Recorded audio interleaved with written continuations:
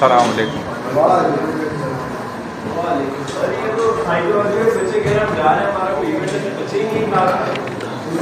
देखें, ये पॉलिसी है यूनिवर्सिटी की, रेगुलर क्लास में आप कहीं भी नहीं जा सकते, आप एब्सेंट होंगे बस, ये बात याद रखा करें। जा रहे हैं बच्चे तो जाने दें, कोई इशू नहीं है। जब पेपर में नहीं बैठ पाएंगे तो फिर इशू होगा ना, इनको तब अंदाज़ा होगा। और जो टीचर भी इस तरह क्रॉस कोई अपनी एक्टिविटीज़ रखते हैं तो वो गलत रखते हैं, ऐसा कभी भी नहीं होता।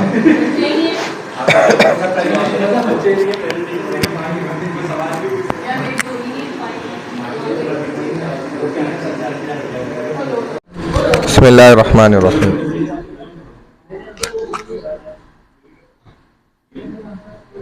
सर हम प्रेजेंटेशन ले लें? अभी तो बैठे हैं, ज़रा लेते हैं, इंशाल्लाह प्रेजेंटेशन स्टार्ट करते हैं। आपकी ईमेल आई है, मैं आपको ईमेल सेंड कर दूँगा। मैंने ग्रुप पे कई दफ़ा की है, देखें ज़रा वहाँ पे।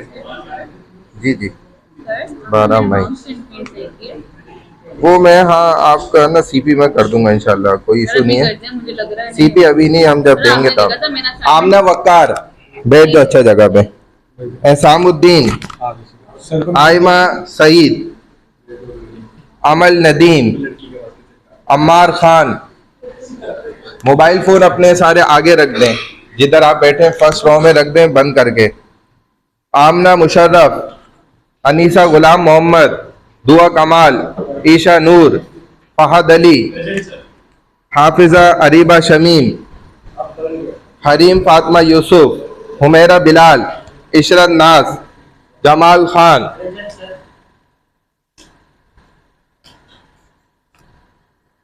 जवेरिया आफ्ताब, जोशुआ, माहीन, मलिक हमजा जहीर, मरियम हसन, मिदत राना, मोहम्मद यासीन, मोहम्मद अफ़ान, मोहम्मद अली शाहिद, मोहम्मद अरकम अकरम, मोहम्मद बिलाल मलकानी, मोहम्मद हम्माद, मोहम्मद हसन रज़ा, मोहम्मद हुज़ैफ़ा, मोहम्मद ताहा आसिफ, मुस्फिरा इरफान, नेहा शेख, पीरज़ादा ईमान, सैफुल्ला, समीर इकराम, सानिया शाहिद, सानिया मिराजुद्दीन, साकिब शाह, सीमल वक्कार, शजिया शाह, शहजादी ज़ैनब, सिला हुसैन, सैयद मोहम्मद जली अब्बास, सैयद सालिक बिन राग़िब, सैयदा सारा नूर, तैयब शेख। भाई मोबाइल रखे आगे सबने, मैंने लगा चुका हूँ तैयब, मोबाइल सब आगे रखे फ़ौरन। वली मोहम्मद शेख, वक्कास खान, यशफा शेख, वक्कास खान, यशफा शेख। भाई जल्दी मोबाइल आगे रखें बंद करके, दोबारा नहीं कहूँगा।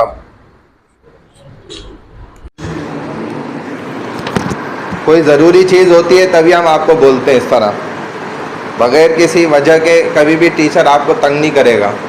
मोबाइल साइलेंट कर दें और आगे रख दें।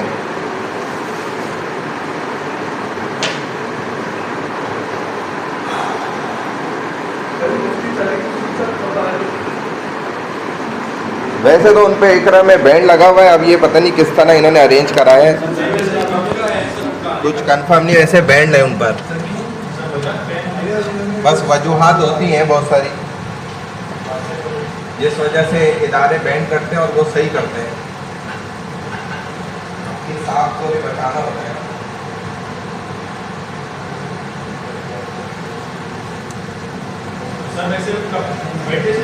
सबने मोबाइल बंद करके रख दिया, आगे किसी के पास मोबाइल तो नहीं मिलेगा ना मुझे। जिसने नहीं रखा अभी तक वो रख दे बस।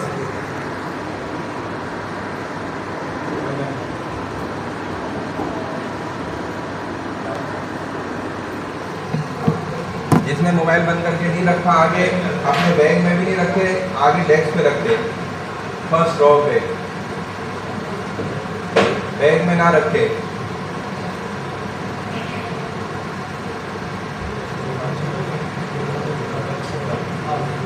और एक पेपर निकाल लें आप लोग, ये क्विज है, जरा आधा घंटे का स्टार्ट कर लें।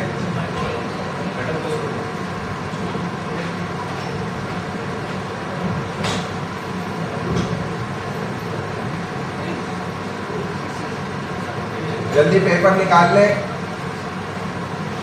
और कोशिश करें बस एक लाइन में आंसर दें, ज़्यादा लंबा चौड़ा जवाब ना लिखें, ठीक है।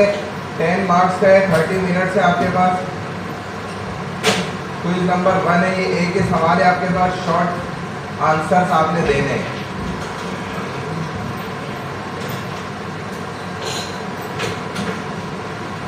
पहले ये वाली ड्रॉ कर ले, मैं फिर उसको नीचे कर दूंगा, स्क्रॉल डाउन कर दूंगा। पेपर निकाल लें जल्दी से।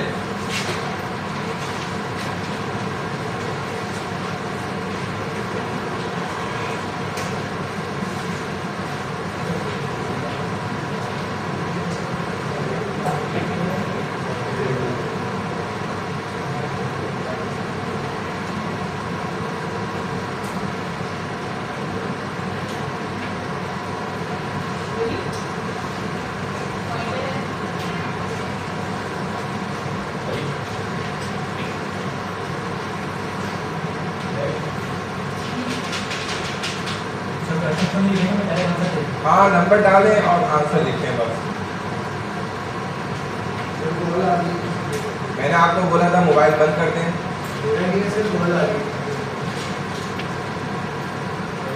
छोड़ दें बस, जिसकी भी आ रही है छोड़ दें,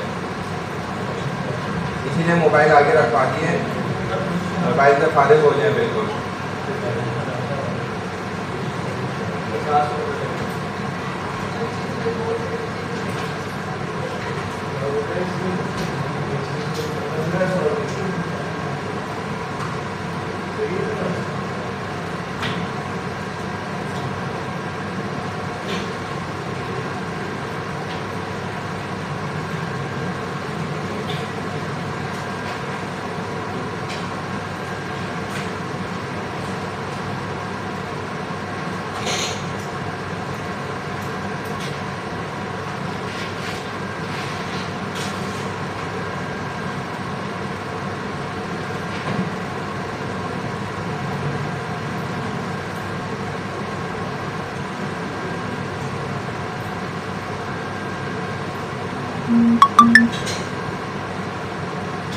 ठीक है जी, सही नंबर आ रहे हैं ना, पीछे चला सही।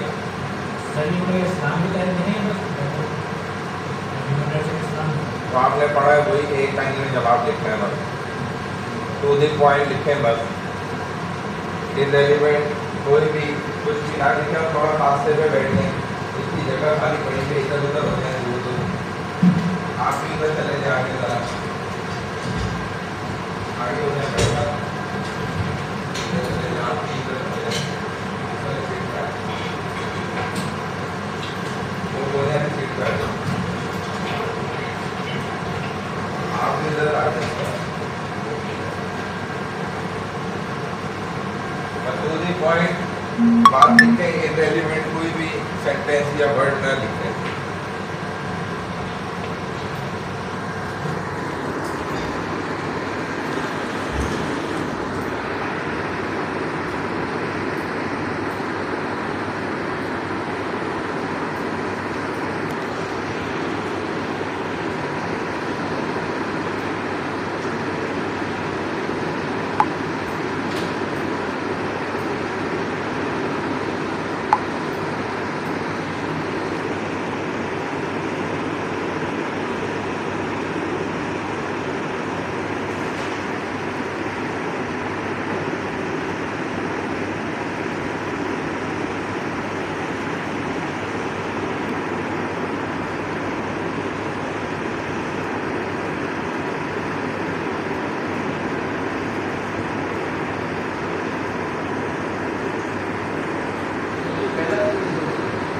जी हाँ, क्विज 1 है।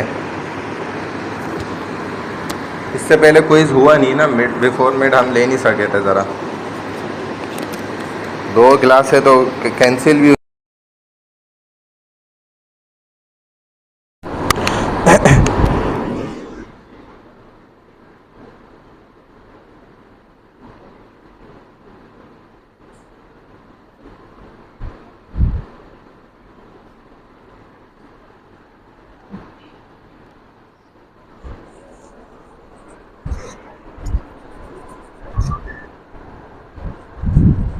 12:35 पे हमने स्टार्ट किया है, 1:05 तक है इसका टाइम।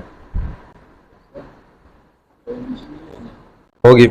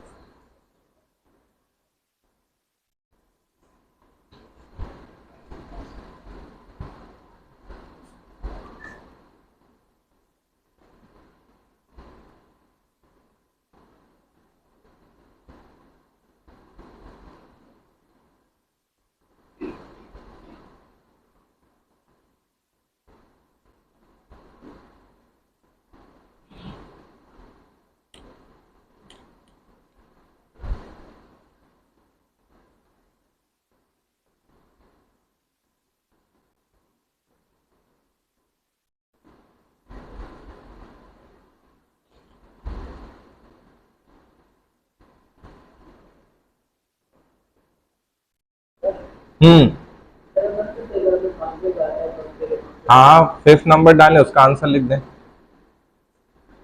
जैसे आपको आसान लग रहा है।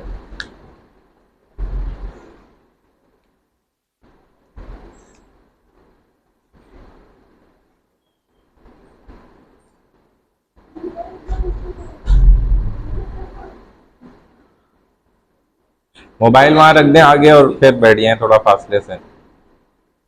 इवेंट हो रहा है जिसमें मैम ने आपको भेजा है, हमें भेजा है आपको बुलाने के लिए और बच्चों को भी ये पीछे आ जाए, तो इसलिए हमारी अटेंडेंस भी मिस हुई है और क्विज में हमारी पूरी क्लास नीचे है। क्या वो हो रहा है? इवेंट हो रहा है इवेंट मेंटल हेल्थ अवेयरनेस। मुझे तो असल में इन्होंने ऑफिशियली तो कुछ भी नहीं बताया। हम आपको बहुत कॉल कर रहे हैं, मैम भी आपको नहीं, देखें यूनिवर्सिटी जो ना ऑफिशियली बताती है, जो हमारी प्लान क्लास होती है ना जो चल रही है अब, वो हाँ ये कोई मेकअप क्लास तो है नहीं, इस टाइमिंग में तो स्टूडेंट्स को बिल्कुल भी अलाउ नहीं होता। बातें नहीं करें, अपना करें, तो नीचे हमारा इवेंट है और हम लोग सब बच्चे छोड़ दें इवेंट को, छोड़ें, ये आपके 10 नंबर ज़ाया हो जाएंगे। भेजा है कि आपको बुलाने के लिए।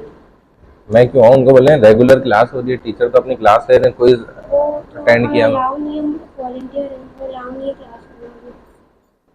देखें ये आपका पर्सनल मैटर है, क्योंकि मुझे ऑफिशियली यूनिवर्सिटी ने थोड़ी कहा है कि आप वहाँ इंगेज हो जाएं। मैम ने भेजा है। मैम के भेजने से कुछ नहीं होता। क्या करें? उनको आप समझाएं कि मैडम ये हमारी जो है ना रूटीन क्लास चल रही है, इसमें हमारा क्विज कंडक्ट हो रहा है, 10 नंबर हमारे ज़ाया हो जाएंगे, अटेंडेंस तो लगा देंगे, फिर हमारी प्रेजेंटेशन भी है, अटेंडेंस भी नहीं लगा सकता ना क्योंकि क्विज हो रहा है, तो वो बस उनके भी मार्क्स ज़ाया हो जाएंगे। इसके बाद मैं प्रेजेंटेशन लूँगा। अब टाइम हमारे पास लिमिटेड है ना, कम है, रेगुलर क्लास है ना, इसको हम थोड़ी कैंसिल कर सकते हैं। मैडम को इन्फॉर्म कर दें, टीचर की तरफ से ये मैसेज है। हाँ, क्योंकि क्विज में बैठना ज़रूरी है ना। भाई थोड़ा सा फासले से बैठे और मोबाइल आगे रख के, बंद करके आगे रख के फिर क्विज स्टार्ट करें। 10 मिनट्स गुजर चुके हैं, 20 मिनट सिर्फ रह गए हैं जी। अच्छा, जल्दी स्टार्ट कर लें, टाइम कम है, आप क्विज खत्म होने वाला ही है।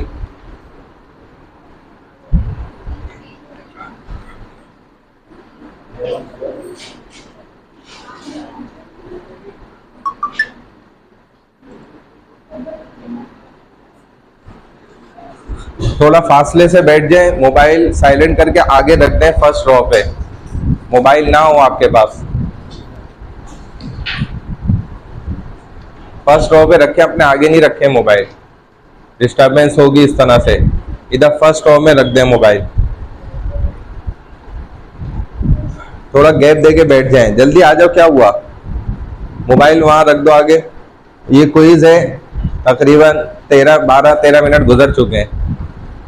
इतना ही टाइम सिर्फ रह गया, आधे घंटे का है। जल्दी स्टार्ट कर लो। नंबर डालें और एक लाइन में बस आंसर दें, to the point. Irrelevant words ना लिखें बस।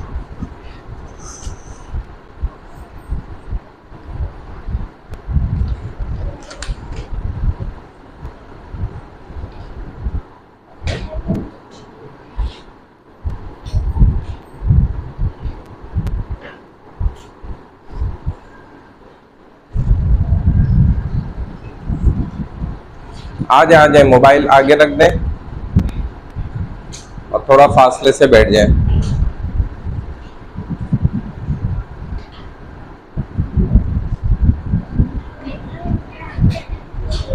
क्विज 1 है,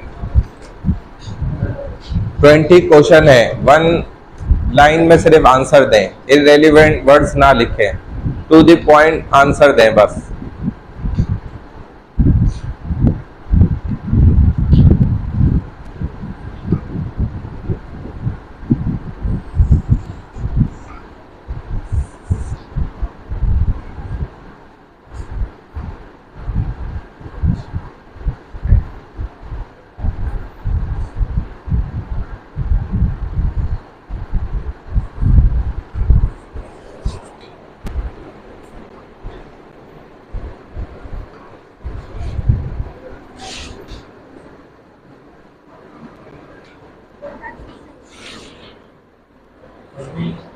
जी नहीं, आगे भी है।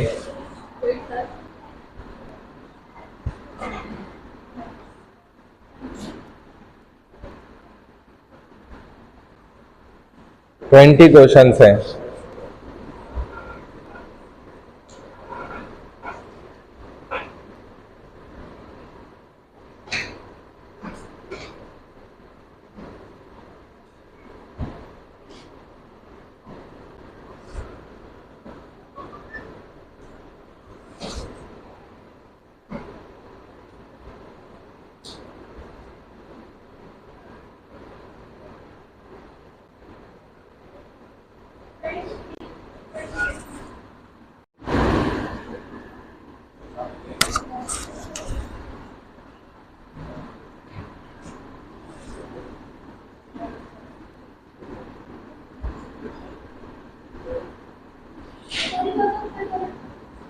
तुम क्वेश्चन उतार लो ना तेजी से, क्योंकि अब तो बच्चों का टाइम खत्म हो रहा है, वो नीचे जाएंगे। 20 क्वेश्चन हैं, जल्दी से तेजी से उतार लो सवाल। अब मैं नीचे ही जाऊंगा ना वापस। तेजी से उतार लो, शॉर्ट क्वेश्चन है लिखे हुए। अपने पास सवाल उतार लो जल्दी से।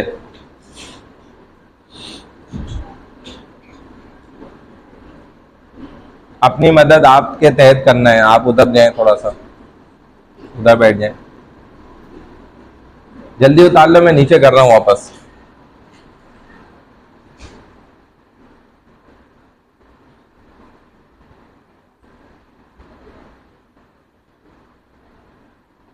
नजर आ रहा है?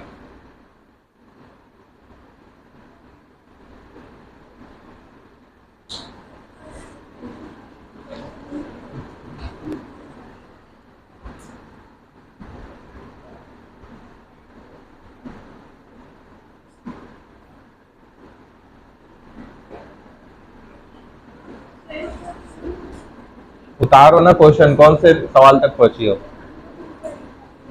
तो शॉर्ट क्वेश्चन है, लिख लो। जल्दी से उतारो, लिखो। What are human rights? What are the rights of equality? What are women rights? What are parent rights? सवाल उतार लो अपने पास जल्दी से। ये तो तुम्हारे लिए तो ऊपर का है, फिर बताने का क्या फायदा। 7. What is the method of forming legal judgment by analogy in Islamic jurisprudence called? किसका? क्वेश्चन नंबर 7 का मीनिंग्स।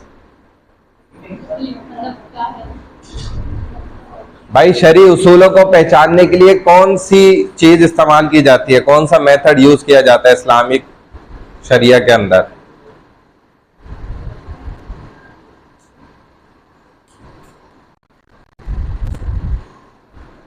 ये तो एक लफ्ज के अंदर इसका आंसर है बस। Question number 9, what aspects of life do the concept of halal and haram in Islamic govern?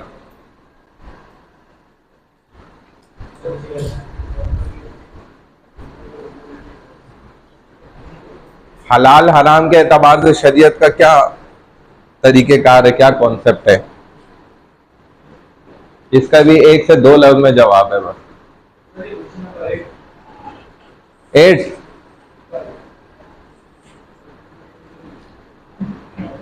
what is Islam commonly referred to as? Simple है बहुत, एक लफ्ज में इसका आंसर है। नहीं, इस्लाम जिसको रेफर करता है, इस्लाम को आप कैसे रेफर कर सकते हैं, एक लफ्ज में बताएं। मशवरे नहीं करने, खुद से करना है।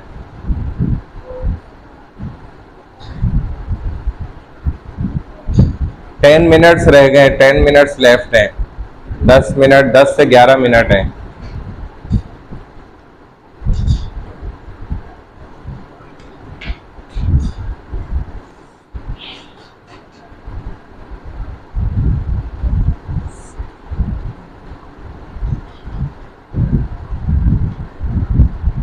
नीचे करना है।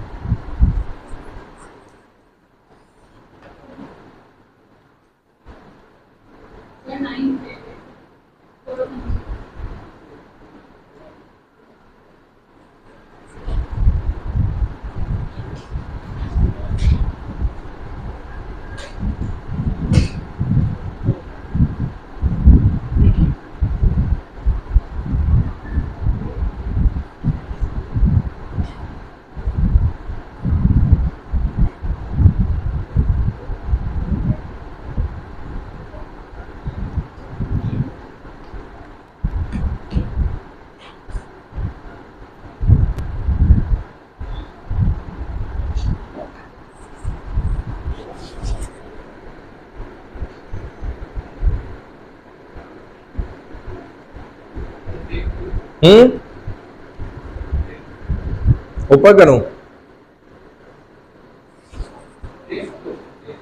क्वेश्चन नंबर 6, पहले ये वाले कर लो, वो आखिर में कर लेना आप।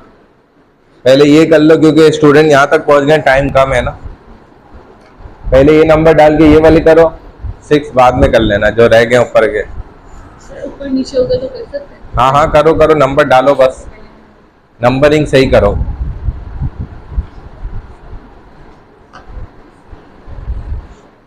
छोड़ दो जो ऊपर चले गए, पहले यहां से कर लो, 9 से 20 तक करो, फिर ऊपर वाले कर लेना।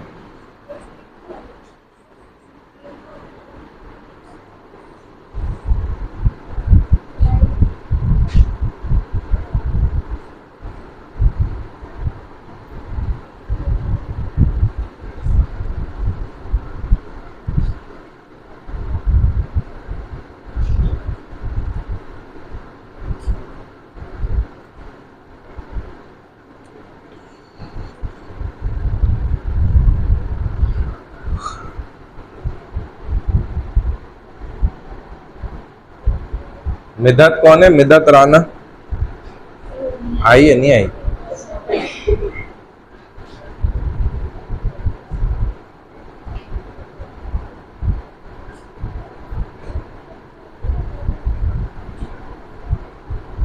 अम्मार खान किधर है? अम्मार खान आया हुआ है, पाकिस्तान टूर पे गया है। हाँ, अटेंडेंस सेकंड हाफ की होगी ना, तो लगाते हैं। फिर इन्होंने बड़ा तीर मारा है ना, जैसे ये पाकिस्तान टूर घूम रहे हैं।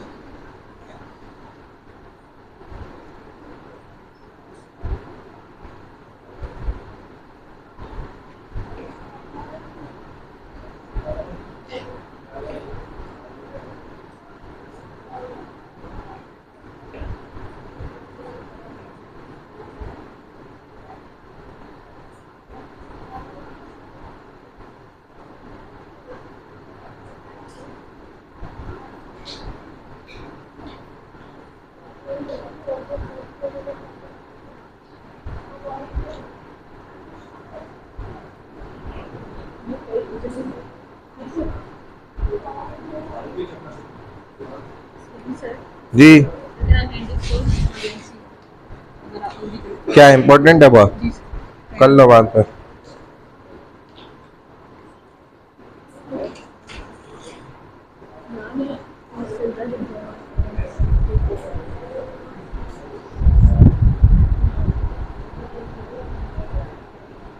इशरत नाज कौन है? इशरत नाज नहीं आई है इवेंट में। नीचे जो हो रहा है ना सब उसमें देखा पुराना भी उसमें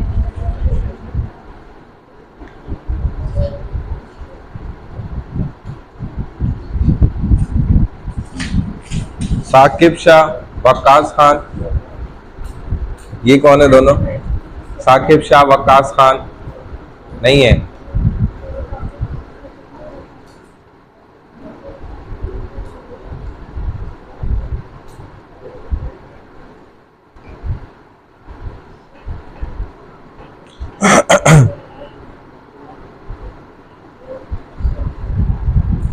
हो गया भाई?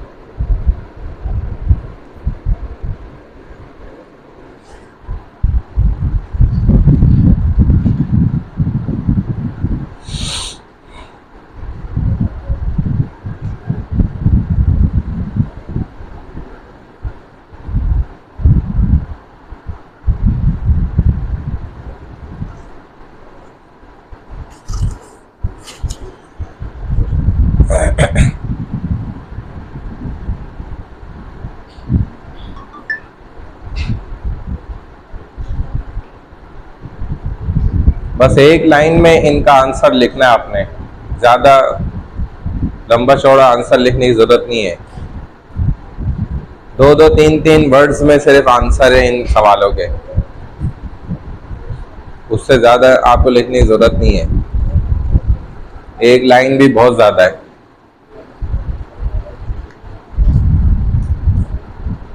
मशवरे नहीं करो, खुद करो अपने मत।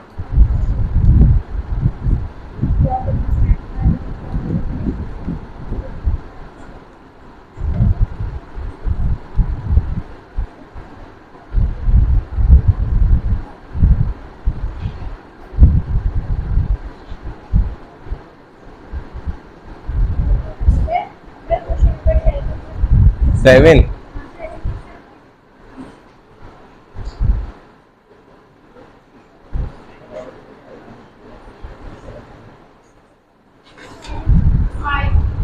आसान तो है भाई। इस्लाम ये है, what is the method of forming legal judgments. कोई भी कानूनी फैसला करना हो इस्लामिक शरिया लॉस वाइज, तो हम किस चीज के जरिए से करते हैं?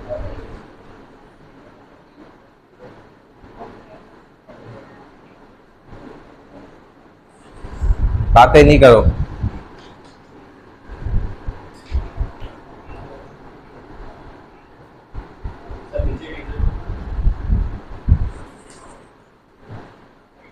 लास्ट 5 मिनट्स हैं बस,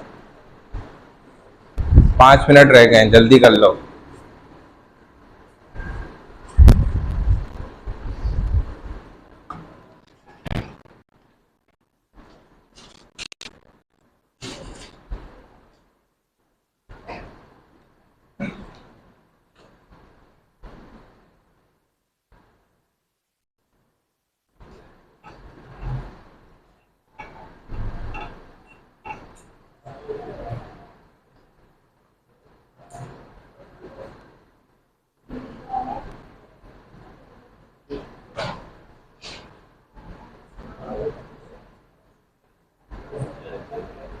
बातें नहीं करनी है, दूर हो जाओ। ऊपर करूंगा तो और नीचे चला जाएगा ये, यानी नीचे करूँ ऊपर जाना।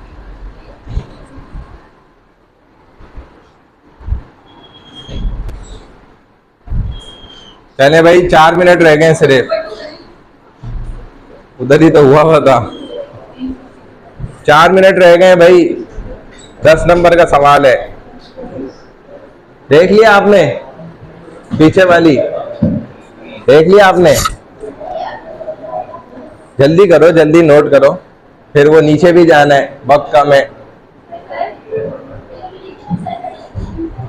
और 10 नंबर तो बढ़ गया आप लोग, अब मैं क्या कर सकता हूँ? टाइम खत्म हो गया, 1-2 मिनट रह गए बस।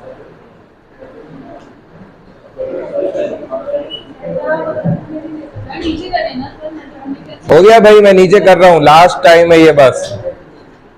जिसका अब जो जितना रह गया कंपाइल करे, बस इसको खत्म करें। 1 से 2 मिनट रह गए बस, फिर मैं इसको बंद कर दूंगा। बात नहीं करनी, पीछे हो जाओ, आप अपना करो, छोड़ दो सिर्फ अपनी सलाहियत पे। How does the right to justice ensure a fair legal system for all individuals? तमाम अलग अलग मकासद, अलग अलग इंडिविजुअली कामों के लिए जो है इस्लाम शरीयत जो है वो किस उसूल के तहत फैसला करती है? फाइनल डिसीजन कैसे लिया जाता है? इस्लामिक शरिया लॉज वाइज जो है फाइनल डिसीजन किस चीज के जरिए लिया जाता है? ये तो बहुत आसान बात है, इसमें कोई मुश्किल बात ही नहीं है।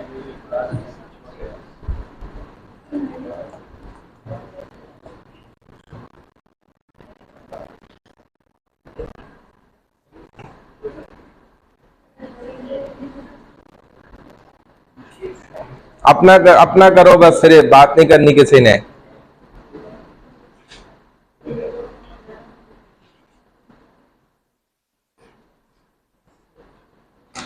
क्या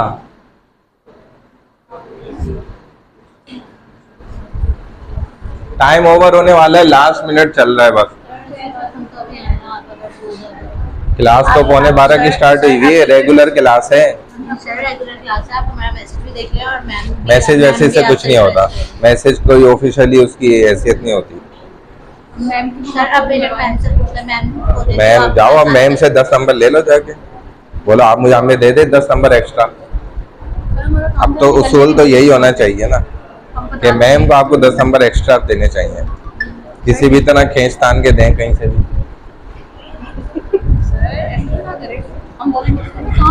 भाई ये तो हमारी रेगुलर क्लास है। बस भाई टाइम ओवर हो गया है, मैं इसको हटा रहा हूँ। अब टाइम खत्म हो गया, टाइम ओवर हो गया, अभी एक्स्ट्रा टाइम चल रहा है। सर जो सिर्फ लेट आए थे उनको मैं 3-4 मिनट दे रहा हूँ, जल्दी जल्दी कर लें। हम कर लें मतलब? नहीं, आपसे भी मतलब ये जो 5-10 मिनट बाद आ गए थे सिर्फ उनको। जी सर, तो हमारा जितना हो रहा है तो कर देना। पता नहीं, आप इस क्लास की हैं तो कर लें, नहीं है तो फिर कोई मसला नहीं है। अगर इसी दिन आपकी क्लास होती है तो आप कर सकती है फिर, लेकिन अब टाइम नहीं बचा ना, टाइम ओवर हो गया है।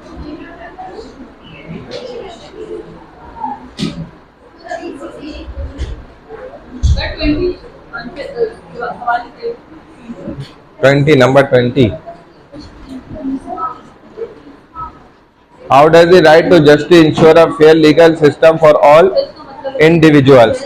भाई हतमी फैसले के लिए इस्लाम शरीयत में किस चीज के जरिए से फैसला किया जाता है? आखिरी फाइनल डिसीजन जिसको कहा जाता है, वो किसके जरिए होता है? ठीक है भाई, टाइम ओवर हो गया, मैं इसको बंद कर रहा हूँ। अब चूंकि हमने पढ़ना भी है और प्रेजेंटेशन भी अभी पेंडिंग है, जिनका जितना हो गया उनको मुबारक हो, 10 नंबर। हाँ 1-2 अब छोड़ो, टाइम ओवर, बाद में देखेंगे आप। अच्छा जी, बिस्मिल्लाहिर्रहमानिर्रहीम। ये ह्यूमन राइट्स में हमारे पास तकरीबन ये टॉपिक्स हमने कवर्ड कर लिए थे। एक ह्यूमन राइट्स हो गया, दूसरा वुमेन राइट्स, और राइट्स ऑफ इक्वलिटी ये मैंने आपको पढ़ा दिया था। राइट्स ऑफ इक्वलिटी में मैंने आपको ये आयत थी, नहीं पढ़ा था आपने? ये नहीं पढ़ा, 7 pupils under the shade of Allah's throne at the day of judgment. ये सब मैंने आपको नहीं पढ़ाया था? अच्छा, ये दूसरी इस्लामिक स्टडीज की क्लास थी, उसको हमने पढ़ाया। चले जी, यहां पर अब बात हो रही है हमारे पास ह्यूमन इक्वलिटी। एक जो हमें धोखा लगा हुआ है ना, वो ये है, ये मैंने किसी और का उठा लिया, सॉरी, ये आपका एक ही जैसा है, माजरत। अच्छा, तो ह्यूमन इक्वलिटी के अंदर क्या होगा कि सिर्फ जितने मर्द हैं उनकी बराबरी और खवातीन हैं उनकी आपस में बराबरी, इक्वलिटी। जो हमारे माशरे में एक गलत तस्वुर फैल गया है, मशहूर हो गया है कि man and women are both equal, तो ये चीज गलत है, कुरान के खुद मुखालिफ है। अल्लाह ने अर्रिजालु क़व्वामून अलन निसा बयान फरमाया, यानी कि मर्दों को हमने खवातीन पर फौकियत और फजीलत दिए, और उसके अंदर खवातीन मस्तूरात जो होती हैं उनका अपना ही फायदा है, क्योंकि अगर वो मर्द को ताकतवर बनाता है अल्लाह, तो वो फिर खातून की हिफाजत करेगा, और अगर दोनों बराबर हैं तो वो कहेगा भाई एक दफा मैं तुम्हें बचाऊंगा, अगली बार तुमने मुझे बचाना है, अगली दफा एक दफा जो है मैं ये भारी काम करूंगा, अगली दफा आप करेंगी, एक दफा मैं गाड़ी का पंचर लगाऊंगा, अगली दफा तुम्हारा नंबर होगा, एक दफा मैं भारी सामान उठा के लेकर जाऊंगा, अगली दफा तुम्हारा होगा, क्योंकि इक्वलिटी में तो बराबरी होती है। इसीलिए समझदार लड़की से जब पूछा गया कि क्या आपको इक्वलिटी चाहिए, आप शाना बशाना मर्दों के चलना चाहती है, वो समझदार थी, हमारी वालियों की तरह बेवकूफ नहीं थी, इस क्लास के अलावा वालियों की बात कर रहा हूं। तो उसने कहा कि बिल्कुल भी नहीं, मुझे शाना बशाना मर्दों के चलना ही नहीं है, मैं पीछे रहकर ही ज्यादा महफूज हूं, और मैं इनसे इन इक्वलिटी के साथ ही इनके हुकूक से ज्यादा हक हासिल कर लेती हूं। और वाकई इस्लाम शरीयत ने ऐसे ही किया है कि खवातीन को मर्दों से ज्यादा हुकूक दिए। आप देखें तो हमने पढ़ा था कि क्या हुआ, अच्छा चलो सही है, तो ये सीआर लड़की ने इसके पास देखे, इनको चली जाओ, वो लड़की जो है, अच्छा जी, हाँ नहीं फर्स्ट स्लॉट की लगाऊंगा, क्योंकि आप फर्स्ट स्लॉट में आई, कोई आपने दिया माशाल्लाह। अच्छा, तो अब इन इक्वलिटी की सूरत में क्या है, औरत को ज्यादा हुकूक मिलेंगे। इनहेरिटेंस के अंदर आप देख लें, विरासत है, औरत को अल्लाह ने मर्द के मुकाबले में हाफ विरासत दी है, यानी कि उसको आधा मिलेगा, जबकि अल्लाह ने खुद खवातीन को कमाने से, अर्न करने से रोका है और हुक्म दिया है कि आप क्या करें, घरों के अंदर रानी बन के, प्रिंसेस बन के, मलका बन के अपनी जिंदगी गुजारे, चार दीवारी में, पर्दे के अंदर। आपको कमाने निकलने की जरूरत नहीं है, यहाँ पर्दे में रह के घर से करना चाहती है ऑनलाइन काम तो करें, कोई इशू नहीं है। और बहुत मजबूरी की सूरत में शरी उसूलों की पाबंदी करते हुए अगर आप कमा लेते हैं घर से बाहर भी निकल के, तो आपको फिर इजाजत मिल जाती है। अगर आपके दुनियावी जो बहुत जिंदगी की जरूरियात होती है इंतहाई जरूरी, उनको हासिल करने के लिए, वो आपको अगर कहीं से नहीं मिल रही, वरना अल्लाह ने औरत के साथ इतने रिश्ते जोड़े हैं कि उसको कहीं ना कहीं से घर बैठी रहना और सारी जिंदगी कुछ ना कमाए, उसका शोहर भी ना हो, उसका वालिद भी ना हो, उसका बेटा भी ना हो, उसका भाई भी ना हो, फिर भी उसके रिश्तेदार उसकी कफालत को तैयार रहते हैं और करते हैं, वो उसको वालेकुम पैसा देने को तैयार रहते हैं कि हम आपको माहाना इतने पैसे देंगे, आप अपना सुकून से घर में जिंदगी गुजारो। तो अल्लाह ने जो उसके लिए आधा हक भी रखा है ना, ये जो बच्चियां मोबाइल यूज कर रही हैं, मैं इनको बाहर भेज दूंगा, क्योंकि बिल्कुल मैंने सख्ती से मोबाइल मना कर दिया है, बिल्कुल आप क्लास में यूज ही नहीं कर सकती, इसीलिए आप बंद करके आगे रखें। अच्छा, तो जो आधा हक दिया है उसमें भी देखा जाए तो मर्द के मुकाबले में अल्लाह ने औरत को ही ज्यादा हक दिया है, क्योंकि उसके सोर्स ऑफ इनकम मर्द के मुकाबले में क्या है, ज्यादा है। मर्द के सोर्स ऑफ इनकम कम होते हैं, इसीलिए खवातीन मर्दों से ज्यादा जायदादें रखती हैं, ज्यादा मिल्कियत उनके पास ही होती है आमतौर पे। अगर आप इसको डिफरेंस करेंगे ना तो आपको वहीं पे ज्यादा वजन नजर आएगा कि अल्लाह ने उनके लिए ऐसे तरीके रखे, ऐसी चीजें रखी हैं कि वो आपसे ज्यादा आगे होती हैं। अल्लाह कुरान में फरमाते हैं, या अय्युहल्लज़ीना आमनू कूनू क़व्वामीना लिल्लाहि शुहदाअ बिल क़िस्त, तुम्हें हुक्म किया ना नमाज कायम करो, ज़कात अदा करो, ठीक है, ऐसे हुक्म दिया कि इंसाफ को कायम करो। बिल क़िस्त के मीनिंग्स आते हैं कि इंसाफ की जो है ना खाल उतार देना, ऐसा जबरदस्त अदल इंसाफ, ऐसी जबरदस्त बराबरी कि जो जिसकी मिसाल मिलना बड़ी मुश्किल हो। ऐसी बराबरी हो कि एक शख्स से उसकी 2 बीवियां भी है ना, तो वहां भी कैसी बराबरी करेगा कि भाई 1-1 किलो अगर उसने दोनों के लिए तरबूज खरीदा है फॉर एग्जाम्पल, एक थैली में डलवाए, दूसरे शॉपर में, तो ये भी इनइक्वलिटी हुई, क्योंकि मुमकिन है एक तरबूज जिसको दे रहा है वो मीठा निकला है, दूसरा जो है वो फीका हो। तो अल्लाह वाले क्या करते थे, उसको भी दोनों का आधा आधा कराए, इसका आधा उसके साथ मिला के एक थैली में डलवाया, इसका आधा उसके साथ डाला। अब ये वो जितना कर सकते थे, केले के बंच जो गुच्छा लिया उसको भी आधा आधा काट के दोनों तरफ इक्वल करके फिर वो दिया। यानी जिस हद तक उनसे बराबरी हो सकती थी, जहां तक वो कर सकते, तो वहां तक उन्होंने बराबरी करी। अब इससे आगे भी अगर इंसाफ के खिलाफ हो जाए तो अल्लाह फिर उसको माफ फरमा देते। लेकिन बंदा जितना कर सकता है ना, इसलिए उसका इल्म पहले हासिल करना जरूरी होता है जो काम करने जा रहा है इंसान। तो ऐसे ही हर फैसले में, हर मामले में, हर कॉन्ट्रैक्ट में, हर चीज के अंदर ऐसी जबरदस्त बराबरी हो कि जिसकी मिसाल फिर दुनिया में कहीं ना मिले। वला यजरिमन्नकुम शनानु कौमिन अला अल्ला तादिलु इअदिलु हुवा अक़रबु लित्तक़वा। फिर अल्लाह ये ऐलान कर रहे हैं, एक बहुत इंपॉर्टेंट अनाउंसमेंट, और ये वर्ड यूज होता है अल्लाह का, कि देखो बहुत ही इंपॉर्टेंट अनाउंसमेंट होने वाली है, गौर से सुन लो। तादिलु, कि तुम्हें इंसाफ करना चाहिए, ये अल्लाह का ऑर्डर है। फिर कान खोल के सुन लो, दोबारा अल्लाह सेकंड टाइम कह रहे हैं, इअदिलु, तुम्हें इंसाफ के साथ फैसला करना चाहिए। और कौन इंसाफ के साथ फैसला करेंगे? हुआ अक़रबु लित्तक़वा, वो लोग करेंगे जो दीनदार है, मजहबी हैं, मुत्तकी हैं, परहेजगार हैं, गुनाहों से बचने वाले हैं। दुनियादार लोग नहीं इंसाफ करेंगे। 77 सालों से पाकिस्तान के साथ दुनियादार लोगों ने, पढ़े लिखे, वेल एजुकेटेड, उन्होंने क्या हाल किए आपके मुल्क का आप जानते हैं अच्छी तरह। और मौलवियों के हाथ ये मुल्क अभी तक आया नहीं एक दफा भी। आप उनके हाथ जरा देकर दिखाएं, वो 2 दिन में इस निजाम को ठीक ना कर दे तो आप कहिएगा। तो देखो ना कैसा जबरदस्त निजाम है उधर। क्या हो, किसने बोला है? आपसे ज्यादा मजबूत इकोनॉमी हो गई अफगानिस्तान की, आपसे ज्यादा ऊपर उनका रुपया जा चुका है, 8 गुना ऊपर है उनका रुपया। आपको पता है ये बात? ये आज की स्टेट्स बता रहा हूं मैं, आप कंपैरिजन करके देख लें वहां के रुपये से।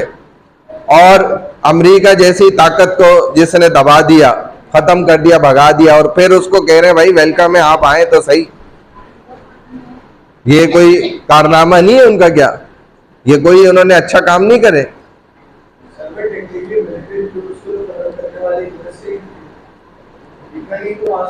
देखें, ये तो अफवाहें हैं ना।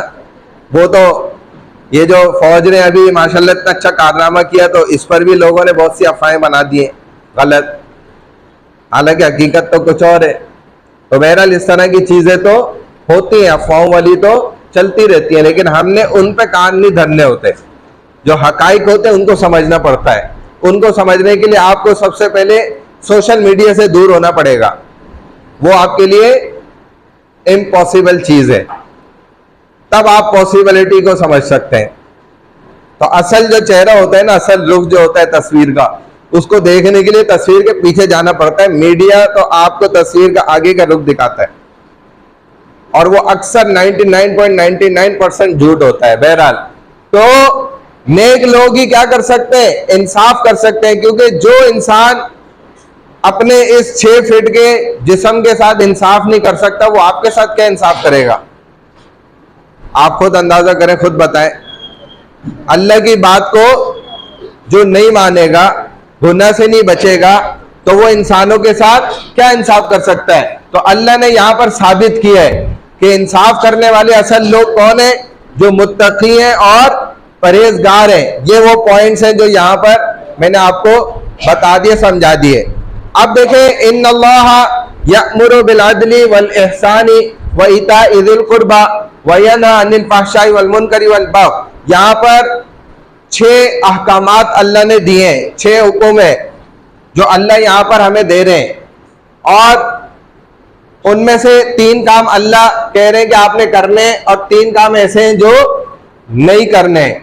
3 काम जो पहले हैं करने के, वो कौन कौन से? अदल, एहसान और इता इज़िल कुर्बा। और जो काम नहीं करने वो कौन कौन से? फहशा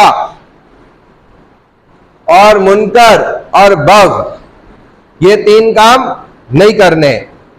जो पहले 3 काम करने के हैं वो क्या है?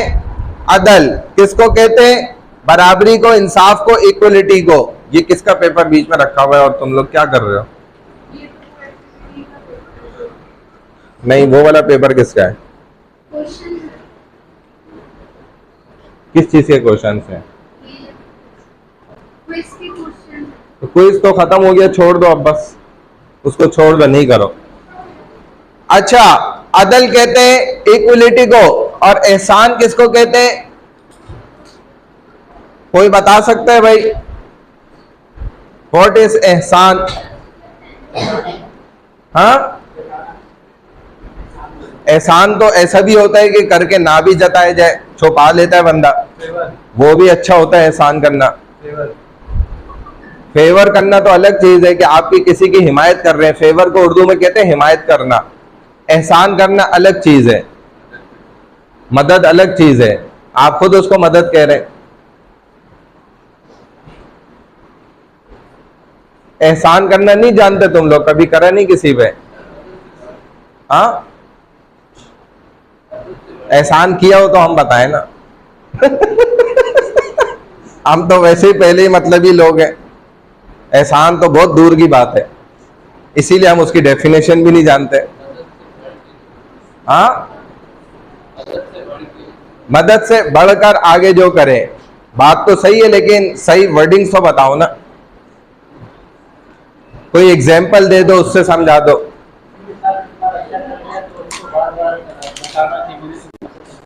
वो तो एहसान जताना हुआ ना, एहसान करना थोड़ी हुआ। और अच्छा करना कोई एहसान नहीं होता। अच्छा करना बहुत सा अच्छा काम भी होते हैं, और मदद भी होती है, और दूसरी चीजें भी होती हैं। लेकिन एहसान वो होता है कि जो मदद से आगे बढ़कर होता है। जैसे मिसाल के तौर पर, आपने, किसी ने आपसे कहा भाई मुझे 500 रुपए की जरूरत है, तो आपने उसको 1000 रुपए पकड़ा दिए, तो ये जो 500 रुपए आपने ऊपर दिए, ये आपने उस पर एहसान किया अपनी तरफ से। 500 रुपए की मदद करी और 500 रुपए का आपने उस पर एहसान किया, और फिर आपने खामोशी से रास्ता बदल लिया, तो आपने एहसान करके उसकी नेकी कमा ली। फिर वो आपको 1000 वापस कर देता है, तो आपको तो अजर सवाब मिल गया। अगर आप उसको वो 1000 रुपए माफ कर दें कि भाई मैं आपसे 1000 रुपए वापस नहीं चाहिए, तो ये और मजीद आपने उस पर एहसान कर दिया। बात समझ आ गई? तो इसको कहा जाता है एहसान करना। ये एहसान करने की आदत अपनी बनाओ।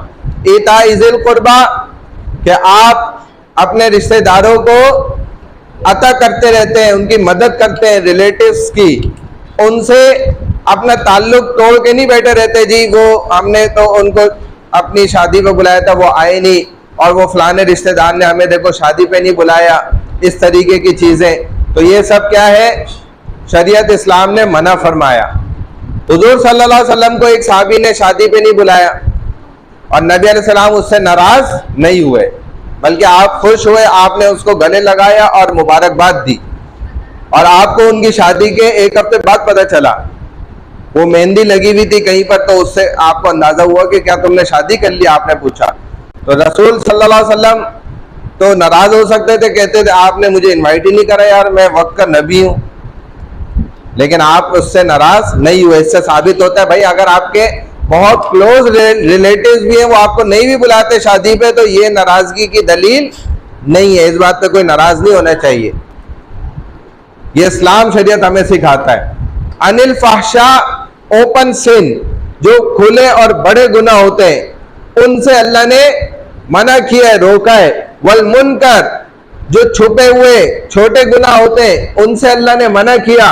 वल बग, और बगावत करने से, अपनी रियासत की, अपने इलाके वालों की, अपने मुल्क वालों की, इससे अल्लाह ने मना किया। ये 6 चीजें हैं जिनके मुतालिक अल्लाह ने हुक्म किया, 3 काम उनमें से करने के और 3 नहीं करने के।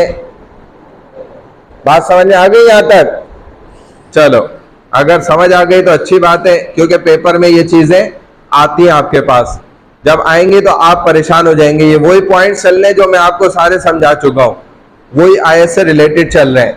7 peoples under the shade of Allah's throne फी ज़िल्ल अर्शिर रहमान। और ये ख्याल करना, फाइनल एग्जाम आपका अक्सर जो है ना, मैक्सिमम वहां पर वर्डिंग्स अरबिक के अंदर ही आएगी, इसीलिए मैं टू द पॉइंट आपको समझा रहा हूं, ताकि आप कल को ऑब्जेक्शन ना कर सकें कि टीचर ने हमें ये वाला पॉइंट तो बताया नहीं था और ये लफ्ज तो हमें समझाया ही नहीं था। इसीलिए मैं टू द पॉइंट एक एक बात समझा रहा हूं।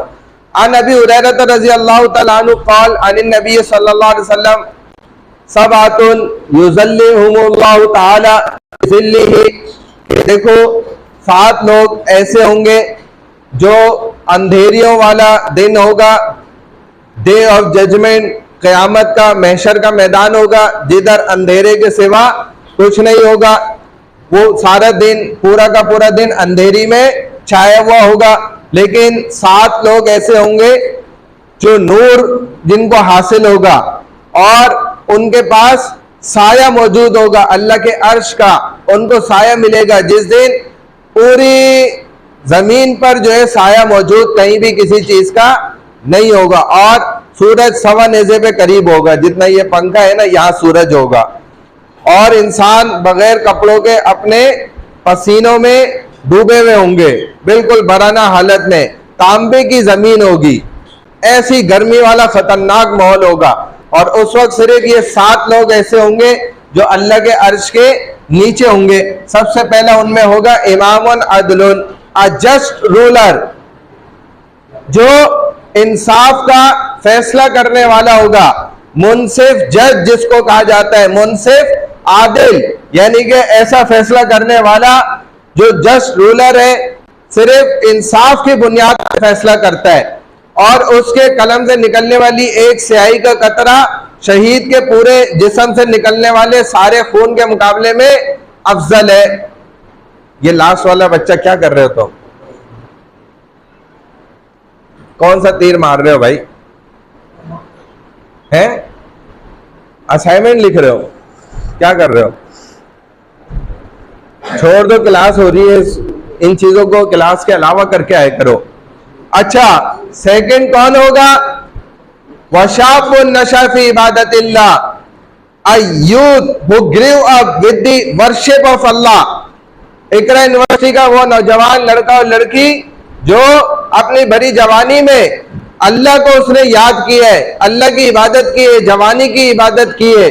बुढ़ापे में आके उसको अल्लाह अल्लाह याद नहीं आया, बल्कि जवानी से वो अल्लाह अल्लाह करता है। तो ऐसा नौजवान लड़का या लड़की वो अल्लाह के अर्श के नीचे होंगे। और थर्ड नंबर पे a man whose heart is attached to the मस्जिद, जिसका दिल अल्लाह के घर के साथ हर वक्त जुड़ा हुआ है, उसका दिल बेकरार रहता है, मस्जिद से निकलता है तो वो बेकरार रहता है। वरजुलुन क़ल्बुहु मुअल्लक़ुन फिल मसाजिद व इमरातुन क़ल्बुहा मुअल्लक़तुन फिल मसाजिद, यानी कि खातून भी है लेकिन अपने घर की मुसल्ले वाली जगह पे जाने के लिए बेकरार रहती है कि अभी अजान हो और मैं फौरन मुसल्ला की जगह पे खड़ी होकर नमाज पढ़ लो। ऐसी उसको मोहब्बत है नमाज पढ़ने की जगह से। और उस मर्द को, लड़के को, नौजवान को ऐसी मोहब्बत है मस्जिद से कि अजान और मैं मस्जिद की तरफ दौड़ूं। उसका दिल मस्जिद में अटका हुआ है। भाई ये मोबाइल क्यों हाथों में चल रहा है आप लोग यार? इतनी दफा तो गधे को भी समझ आ जाती है। एक छड़ी एक दफा लगाओ गधे को, वो काम अगली दफा नहीं करता है वो। आप तो माशाल्लाह बाशऊर इंसान है, समझदार मुसलमान है, इकरा यूनिवर्सिटी के तालिब इल्म है, आप क्यों उससे भी ज्यादा बदतर बन रहे? आप तो बहुत अफजल है, बेहतरीन मखलूक है आप, अशरफुल मखलूक नहीं है। 18,000 से ज्यादा मखलूकात दरियाफ्त हो गए, उसमें सबसे अफजल कहा जाता है इंसान है, फरिश्ता भी नहीं है। नमाज तो हम खुद जमात करेंगे ना अभी। अच्छा, वरजुलन क़ल्बुहु मुअल्लक़ुन फिल मसाजिद वरजुलानि तहाब्बा फिल्लाह इज्तमा अलैहि व तफर्रक़ा अलैहि।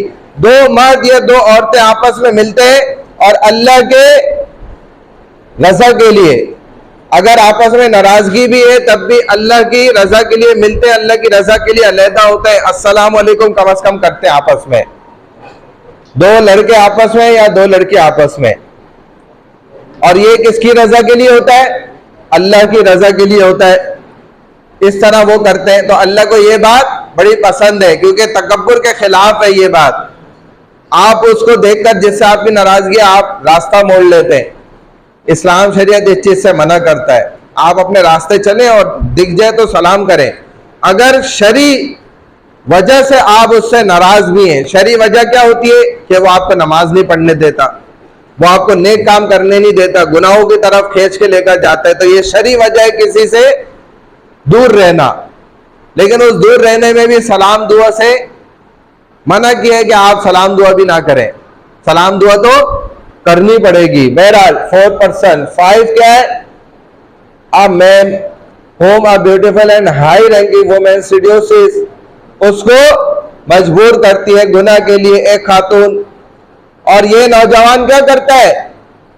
सब मौका होने के बावजूद, अकेलापन खलवत होने के बावजूद, सारी सलाहियतें ताकतें होने के बावजूद उस औरत को कहता है कि भाई खुदा के लिए मैं ये काम नहीं कर सकता क्योंकि मेरा रब नाराज होता है इस चीज से, और वो अपनी जान छुड़ा के भाग जाता है, वहां से हट जाता है। और ये काम सिर्फ कोई बहुत ताकतवर ईमान वाला मर्द ही कर सकता है, हर किसी के बस का काम भी नहीं है। ये बहुत कम लोग कर सकते हैं ये काम, जिनके पास ईमान की दौलत हो, ताकत हो, और जिससे ये काम ना हो वो समझ जाए कि भाई मेरा ईमान खत्म हो चुका है, वो फिर गुनाह आराम से करता है। लेकिन ये क्या करता है? खूबसूरत नौजवान है और काला कपड़ा अपने चेहरे पे डालता है, छुपाता है अपने चेहरे को, किसी को गुनाह में न डाल दो, अपने आप को बचाता है। खूबसूरती को क्यों अल्लाह ने छुपाने का हुक्म दिया है? ये अलग गुनाह है। खूबसूरती से अगर कोई गुनाह की तरफ गया तो आप उसके जिम्मेदार बने, वो तो अपने गुनाह का बोझ उठाएगा ही उठाएगा, अपने गुनाह का वबाल, उसकी सजा उसको मिलेगी मिलेगी, लेकिन जो वजह बना उसके गुनाह की तरफ जाने की, वो भी नहीं बचेगा। अल्लाह ने हर खूबसूरत चीज को छुपाया है, आप खुद देख लें, अल्लाह ने उसको पैक किया है। जितने आपकी खाने पीने की चीजें कुदरती नेचुरल आप देख लें, जितने फल उठा के देख लें, फ्रूट उठा के देख लें, हर चीज को अल्लाह ने कैसे उम्दा अंदाज में उसको पैक किया है। खुद कोई पैकिंग नहीं ली आपसे, फ्री में पैक किया अल्लाह ने। हर चीज को आप उठा के देखें। एक सिर्फ इंसान को अल्लाह ने हुक्म दिया तुम्हें खुद अपने आप को छुपाना होगा, और वो इंसान नहीं छुपा रहा अपने आप को, तो ये भी उस वबाल का जरिया बन रहा है। क्योंकि इसकी खूबसूरती है, वो नौजवान काला कपड़ा अपने चेहरे पे डाल के और फिर रास्ते से गुजरता था, लेकिन किसी औरत ने देख लिया, अब वो उसके पीछे पागल, उसको फंसाने के चक्कर में वो नौजवान भागता था। लेकिन एक दिन उसने अपना जाल डाल ही दिया उस पर, घर में शोर मचाया। अब इस नौजवान ने इस नियत से, पता नहीं क्या हुआ, जब वो घर में दाखिल हुआ तो उसने दरवाजा बंद किया और कहा कि भाई अब तो तुम अपनी इज्जत बचा ही नहीं सकते, अब तुम अगर ऐसे निकलोगे तो मैं शोर मचाऊंगी, इसीलिए तुम्हें गुनाह करना पड़ेगा। और वो नौजवान दिल में अल्लाह से क्या मांग रहे कि अल्लाह अब आप मेरी जान बचाए, या अल्लाह अब तू है, तू मुझे बचा सकता है बस, और कोई नहीं बचा सकता। और उसने जब देख लिया कि भाई ये औरत तो बाज नहीं आती, ये तो गुनाह करके ही सुकून लेगी, उसने कहा भाई मुझे जरा वॉशरूम जाना है, गुनाह से पहले ना वॉशरूम। इसने बोला जाओ। वो समझे शायद ये पूरा साथ दे रहा है। वो वॉशरूम गया, उसने अपनी गंदगी सारी करके और पूरे जिस्म पे मली, अपना पखाने को पूरे जिस्म पे मला और बाहर निकला उस औरत को दिखाने। जान बचानी थी ना, अल्लाह ने उसके दिमाग में यही बात डाली। तो उसने जैसे ही देखा कि बदबू आ रही है, गंदगी मल्ली सारे जिस्म पे, हाय कमबख्त भाग इधर मेरे घर से। दरवाजा खोला और उसको खुद ही अपने घर से भगा दिया। और इसने तो करना ही यही था, इसका मकसद ही है तो मेरी जान छूटे। अब वो भाग रहा है और अल्लाह से दुआ कर रहे हैं, अल्लाह अब मैंने गन अपने ऊपर लगाए, जान तो मेरी बच गई, शुक्र हो गया, आपने मेरी जान बचा ली। लेकिन अब लोग देखेंगे वो क्या कहेंगे। अब लोग उसके पीछे भाग रहे हैं, अरे भाई रुक तो जाओ, आवाजें लगा रहे हैं कि तुम्हारे अंदर से खुशबू आ रही है, हमें ऐसी जबरदस्त खुशबू हमने सारी जिंदगी कभी दुनिया में नहीं हमें सूंघने को मिली, ये कौन सी खुशबू लगाई है। रोक रहे, आवाजें मार रहे। तो अल्लाह ने उसको मुश्क बना दिया। अल्लाह के लिए कौन सा मुश्किल है। और ये नौजवान होगा जो उस गुनाह से अपने आप को बचा लिया। उसने कहा भाई मुझे अल्लाह का खौफ है, खुदा के वास्ते मैं ये गुनाह नहीं कर सकता। हाँ निकाह कर लो, निकाह अल्लाह ने एक जबरदस्त रास्ता रखा है, गुनाह से बचने का रास्ता है। तो अल्लाह ने उसको बचा लिया इस तरह। अब वो उस गुनाह से जो बचा ना अपने इख्तियार से, ऑप्शनल था ना, अब उसको अल्लाह उस दिन अपने अर्श का साया देंगे, अपनी कुर्सी के नीचे उसको बिठाएंगे और मौजे कर रहा होगा। वो लोग जिस वक्त अफरा तफरी में लगे होंगे, नफ्सा नफ्सी में पड़े हुए होंगे, छठा सातवां नंबर का वो बंदा होगा, a person who remembers Allah in solitude and his eyes fill up like shed tears। वो अल्लाह के खौफ से अकेले में रोने लग गया और उसके आंसू निकल गए, चाहे वो लड़का है या लड़की है, और अपने गुनाहों को याद कर रहा है और रो रहा है अल्लाह के सामने और पक्की तौबा कर रहा है। ये उसका मकसद है कि अल्लाह आइंदा में कोई गुनाह इस किस्म का हरगिज नहीं करूंगा, बस आप मुझे अब माफ कर दें। तो ये वो 7 पीपल्स हैं, लोग हैं, मर्द और औरतें, जो अल्लाह के अर्श के साए के नीचे होंगे। जिस दिन अल्लाह के अर्श के साए के अलावा कोई साया नहीं होगा। अल्लाह के सीधे हाथ की तरफ उल्टे हाथ पर नूर के मेंबर बने हुए होंगे, बड़ी बड़ी कुर्सियां होंगी। आज ये दुनिया वाले बड़ी बड़ी कुर्सियों पे बैठ रहे हैं ना, और दीनदार और अल्लाह वालों के साथ जो हाल कर रहे हैं, उधर उलट होगा। उधर ये खुद देखेंगे कि यार ये लोग कहां पहुंच गए, क्या स्टैंडर्ड है इनका इस आज के दिन, और ये हैरान होंगे। और वो हमेशा का होगा, ये तो टेम्पररी है, वो परमानेंट बेसिस पर होगा। अनलिमिटेड लाइफ में, ना खत्म होने वाली जिंदगी में उनकी मौजें लग जाएंगी, आप हैरान हो जाएंगे देखकर। और ये होगा हकीकत में, हम देखेंगे भी। उन मेंबरों पर कौन लोग बैठे होंगे, जिनके हाथों ने इंसाफ किया, जो जुल्म करने वाले थे, पाकिस्तान की कोर्ट में बैठे हुए और जज बन के बैठे हुए और जालिम बने हुए, पाकिस्तान की रियासत के हुक्मरान बन के बैठे लेकिन जालिम है, जुल्म करते हैं। ये उस दिन इनका क्या होगा, सत्यानाश हो जाएगा। और जो इंसाफ करने वाले हैं, ये क्या होंगे, अल्लाह ने इनके लिए नूर के मेंबर लगाए हुए होंगे, उसमें सुकून से बैठे होंगे।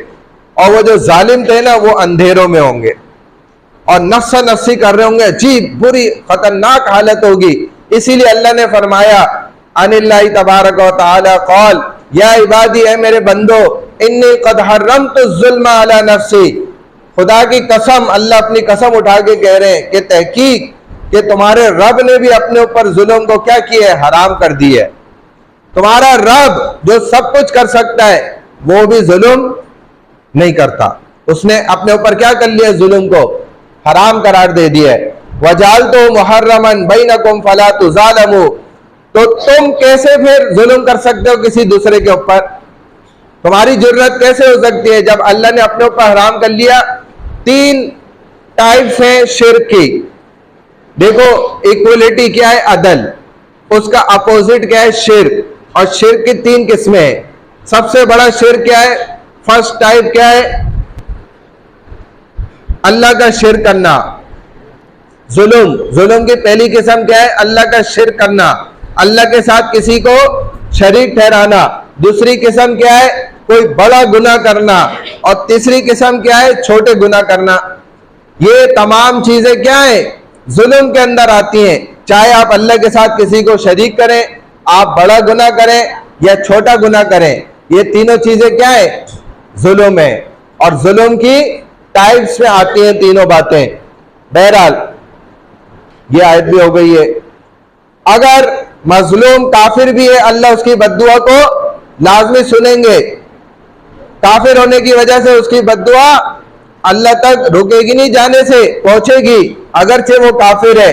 क्योंकि अल्लाह और काफिर भी अगर मजलूम है, उसकी बद्दुआ के दरमियान कोई हिजाब नहीं है। लास्ट हमारे पास जो वाकया है वो सुन लो। हजरत अली रजी अल्लाह तआला अन्हु का, जो एक शुरे रजी अल्लाह तआला अन्हु काजी हैं, उनकी अदालत में ये फैसला किया। और एक मसीह का वो मामला है हजरत अली रजी अल्लाह तआला अन्हु के साथ। और उन्होंने एक कमान है, तीर कमान या कोई जेरा है, यानी कि कोई नेजा टाइप जो होता है, तो वो उसने हासिल कर लिया। और उसने ये दावा किया कि ये मेरा है, जबकि वो हकीकत में हजरत अली रजी अल्लाह तआला अन्हु का था। फिर ये डिस्प्यूट जो था, ये मामला, वो हजरत शुरे रजी अल्लाह तआला अन्हु वक्त के काजी हैं, उमर रसीदा है, उमर में बड़े हजरत अली से भी। तो इनकी अदालत ने वो फैसला किया। वहां पर शुरे रजी अल्लाह तआला अन्हु ने क्रिश्चियन से पूछा, what do you say about what the leader has said? The Christian replied,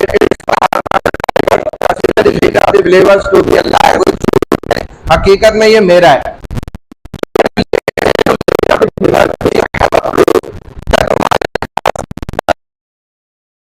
सबूत है। और शरीयत 2 विटनेसेस, 2 बालिग मर्द गवाह आपको पेश करने होते हैं सबूत के तौर पे। एक तालिब इल्म स्टूडेंट कहता है, जी सर मैं तो क्लास में हाजिर था, मेरी एब्सेंट लग गई। टीचर कहता है, भाई ऐसा कैसे हो सकता है? आप प्रेजेंट भी थे और फिर भी आप एब्सेंट हो गए, ये कैसे हो सकता है? चले आप 2 एतमाद के ना स्टूडेंट दें गवाह के तौर पे, जो आपकी गवाही दें, ये कहेंगे हाँ ये मेरे साथ ही बैठा हुआ सो रहा था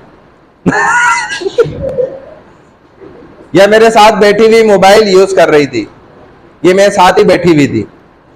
2 काबिल एतमाद स्टूडेंट्स ने उसकी विटनेस दे दी, गवाही दे दी। और उन्होंने उस्ताद को कहा, जी हम गवाही दे रहे। तो उस्ताद फिर क्या करेगा? मजबूरन उसकी प्रेजेंट लगा देगा। अब इसके जिम्मेदारी उन 2 तलबा के ऊपर चली गई। उन्होंने हकीकत में सच बोलकर उसकी अटेंडेंस लगवाई है, झूठ बोल के, क़यामत के दिन वही जवाब देंगे। लेकिन हमारी अदालत में क्या है? बस ये फैसले के लिए हमें 2 गवाह चाहिए होते हैं। तो हजरत अली हंस पड़े और कहने लगे कि शुरे ने बिल्कुल सही बात पूछी है, लेकिन अली के पास क्या है? गवाह मौजूद नहीं है। लिहाजा हजरत शुरे ने फैसला जो है उस मसीह क्रिश्चियन के हक में कर दिया कि भाई ये ज़ेरा इन्हीं की है, ये जो तीर कमान है इन्हीं का, ये हजरत अली का नहीं है। अब वो लेकर आगे गया और पलट के जो है वापस आ गया। और उसने कहा, अच्छा ये नाम तो गुजर गया, हरीम फातिमा हो गई। आगे है हुमैरा बिलाल, इशरत नाज, जमाल खान, जवेरिया आफ्ताब, जोशुआ, माहीन, मलिक हमजा जहीर, फर्स्ट आप भी लगा दी, मरियम हसन, मरियम हसान, मिदत राना, मोहम्मद यासीन, मोहम्मद अफ़ान, मोहम्मद अली शाहिद, मोहम्मद अरकम, मोहम्मद बिलाल मलकानी, मोहम्मद हम्माद, मोहम्मद हसान रजा, हुज़ैफा खान, मोहम्मद ताहा आसिफ, मुस्फिरा इरफान, नेहा शेख, पीरज़ादा ईमान कासमी, सैफुल्ला, समीर इकराम, सानिया शाहिद, सानिया मिराजुद्दीन, साकिब शाह, सीमल वक्कार, शजिया शाह, शहजादी जैनब, सिला हुसैन, सैयद मोहम्मद जरी अब्बास, सैयद लगा दी फर्स्ट भी, सैयद सालिक बिन रागिब, सैयदा सारा नूर, तैयब शेख, वली मोहम्मद, वकास खान, यशफा शेख।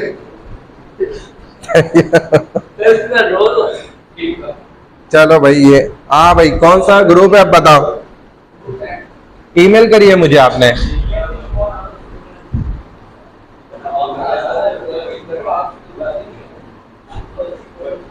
ईमेल तो जीमेल पे खोलनी पड़ेगी ना।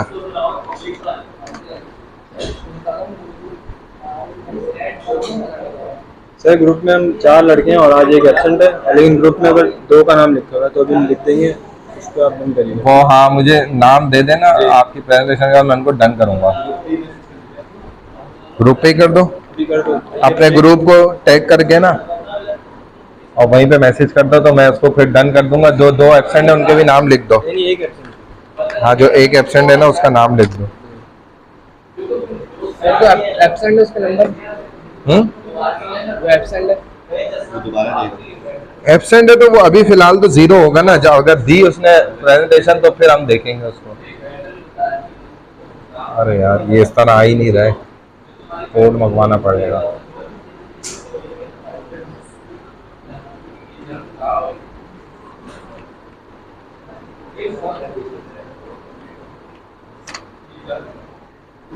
इसको क्या हो गया, 03324 सर एक 5262। कोड आया होगा सिम पे। अच्छा कोड कह रहा है, कोड डालना है। व्हाट्सएप में सिम वाला मैसेज आ गया 953569।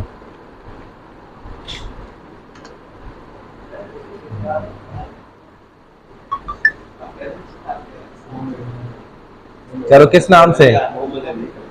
Mohammad Ali Shah.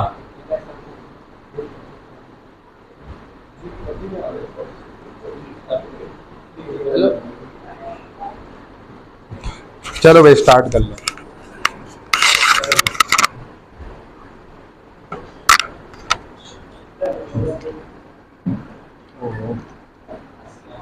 Assalamu alaikum everyone, this is Tayyab Sheikh. These are my group members, Hassan and Ali. Right now we are here to give you a brief insight on the concept of Khilafat in Islam. So let's begin. So the topics which we are going to cover right now is what is Khilafat. We will learn a basic meaning of Khilafat. We will learn about the reference from Quran, who was the first Khalifa, 4 rightly guided leaders. This topic is all about the 4 Khalifas. What are the jobs of Khalifa, or we can say responsibilities, Khilafat and history, and what lessons do we learn from Khilafat, and lastly its conclusion. Khilafat is basically derived from a word Khalifa, which means a successor, ruler, leader, or we can say a political leader of all Muslims. खिलाफत को हम इस तरह भी define कर सकते हैं कि खिलाफत एक ऐसा इस्लामिक सिस्टम है जिसमें एट अ टाइम एक खलीफा रूल करता है according to the guidance of Quran and prophet Muhammad सल्लल्लाहु अलैहि वसल्लम. Like how can we have fairness, goodness, honesty and justice among all of us. Now there is a verse in the Quran where Allah said that I will place a Khalifa on earth. And Allah did, but not only one, He placed 4 Khalifas. And there is a Sunnah where Prophet Muhammad states that you must follow my Sunnah and the Sunnah of the 4 rightly guided Khalifas.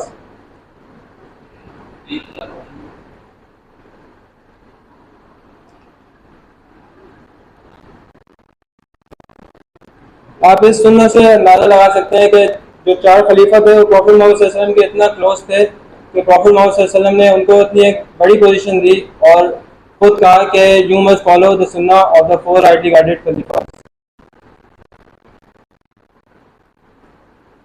The first खलीफा. So the first खलीफा was Abu Bakr रज़ियल्लाहु अन्हु. There is also a sunnah about this topic that Prophet Muhammad sallallahu alaihi wasallam stated that after my death there will be a Khalifa, and that Khalifa was Abu Bakr radiallahu anhu. He was known for loyalty and unity, and a good leadership among all Muslims. Now I would like to call Hassan to please continue this presentation.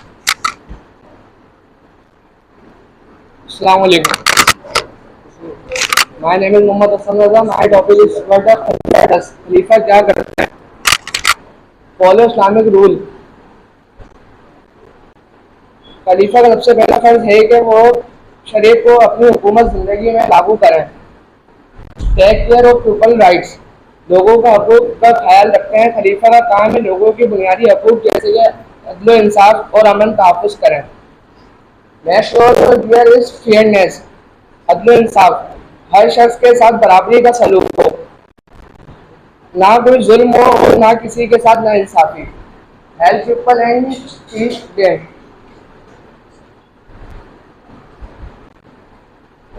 Protect the Muslim community. हर मुसलमान की जान माल और इज्जत की हिफाजत खलीफा की जिम्मेदारी होती है. वो दुश्मनों से बचाव का बंदोबस्त करते हैं. खलीफा in history. This is item. नहीं ये नहीं ये नहीं है. खुशी वाली है.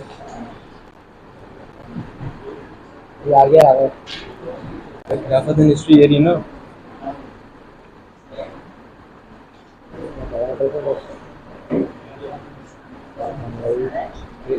ये ना राशि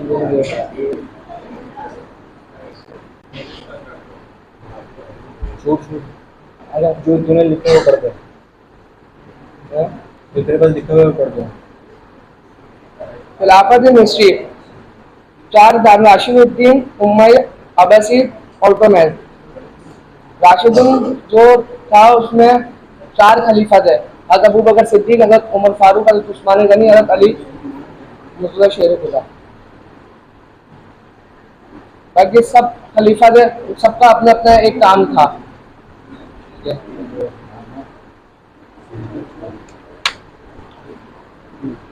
अस्सलाम वालेकुम. My name is Mohammad Ali Shahid. तो हमने खिलाफत से ये सीखा कि लीडर को इंसाफ करना चाहिए और लोगों से मशवरा लेना चाहिए. लीडर को लोगों की खिदमत करनी चाहिए, राजाओं की तरह हुक्म नहीं करना चाहिए.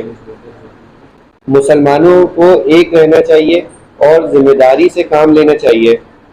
और इत्तेहाद, यूनिटी और जिम्मेदारी सब कामयाबी के लिए बहुत ज़रूरी है. और उसका कंक्लूजन ये है, खिलाफत अच्छी और इंसाफ पर मबनी लीडरशिप का नाम है. असली खलीफा हमेशा अल्लाह की हिदायत पर चलता है. खिलाफत के बारे में सीखने से हमें समझ आता है कि अच्छे लीडर कैसा होता है. आज भी मुसलमान अपनी ज़िंदगी में खिलाफत को उसूलों पर अमल कर सकते हैं. Thank you.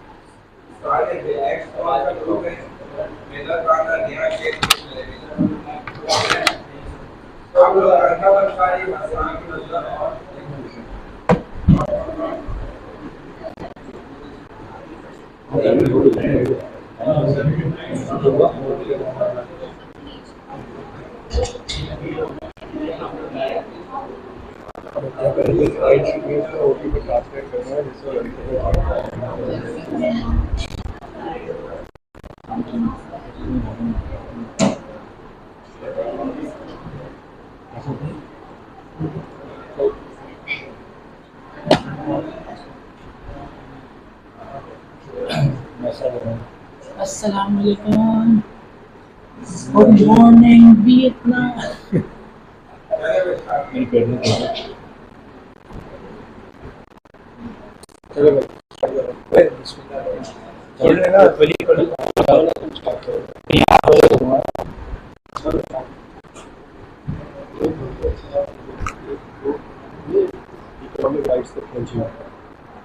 हाँ तो माता जाना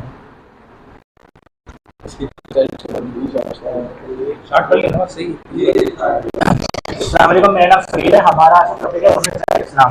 ये ऐसा टॉपिक है थोड़ा कॉम्प्लिकेटेड है क्योंकि कुछ लोग हो गया कॉम्प्लिकेटेड टॉपिक है क्योंकि यहाँ पे बहुत से मिसकंसेप्शंस आते हैं कि ये कुछ लोग हैं जो इस्लाम की उनकी नॉलेज में भी तो अपनी तरफ से औरत पे कंट्रोल करने के लिए अपनी नॉलेज लगा लेते हैं। अब आप आगे करें। आप उधर जाकर करो, मैं आगे करता हूँ।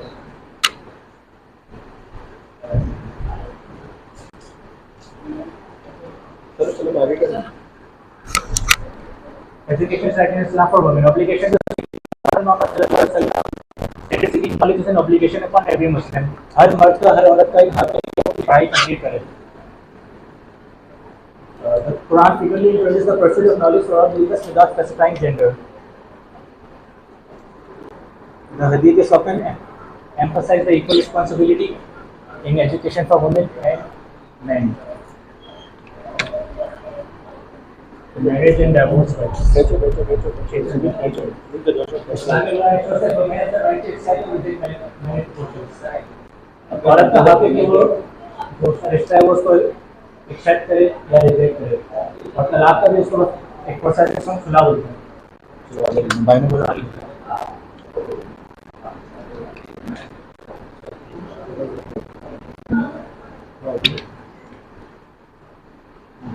सही है ना? Legal rights. औरत के पास एक इनहेरिटेंस का भी हक है, जैसे उसका बाप मदद है तो उसके पास इक्वल राइट है उसको हक में क्या उसका बाप मदद से यतीम में हाँ विरासत उसको मिले।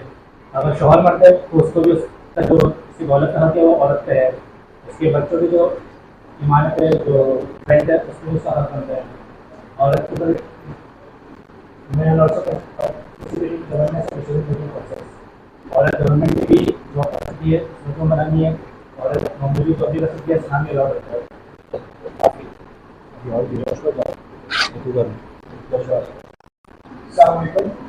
My name is Josh Ram Kenneth, and today we will be discussing women rights in terms of workplace and business rights.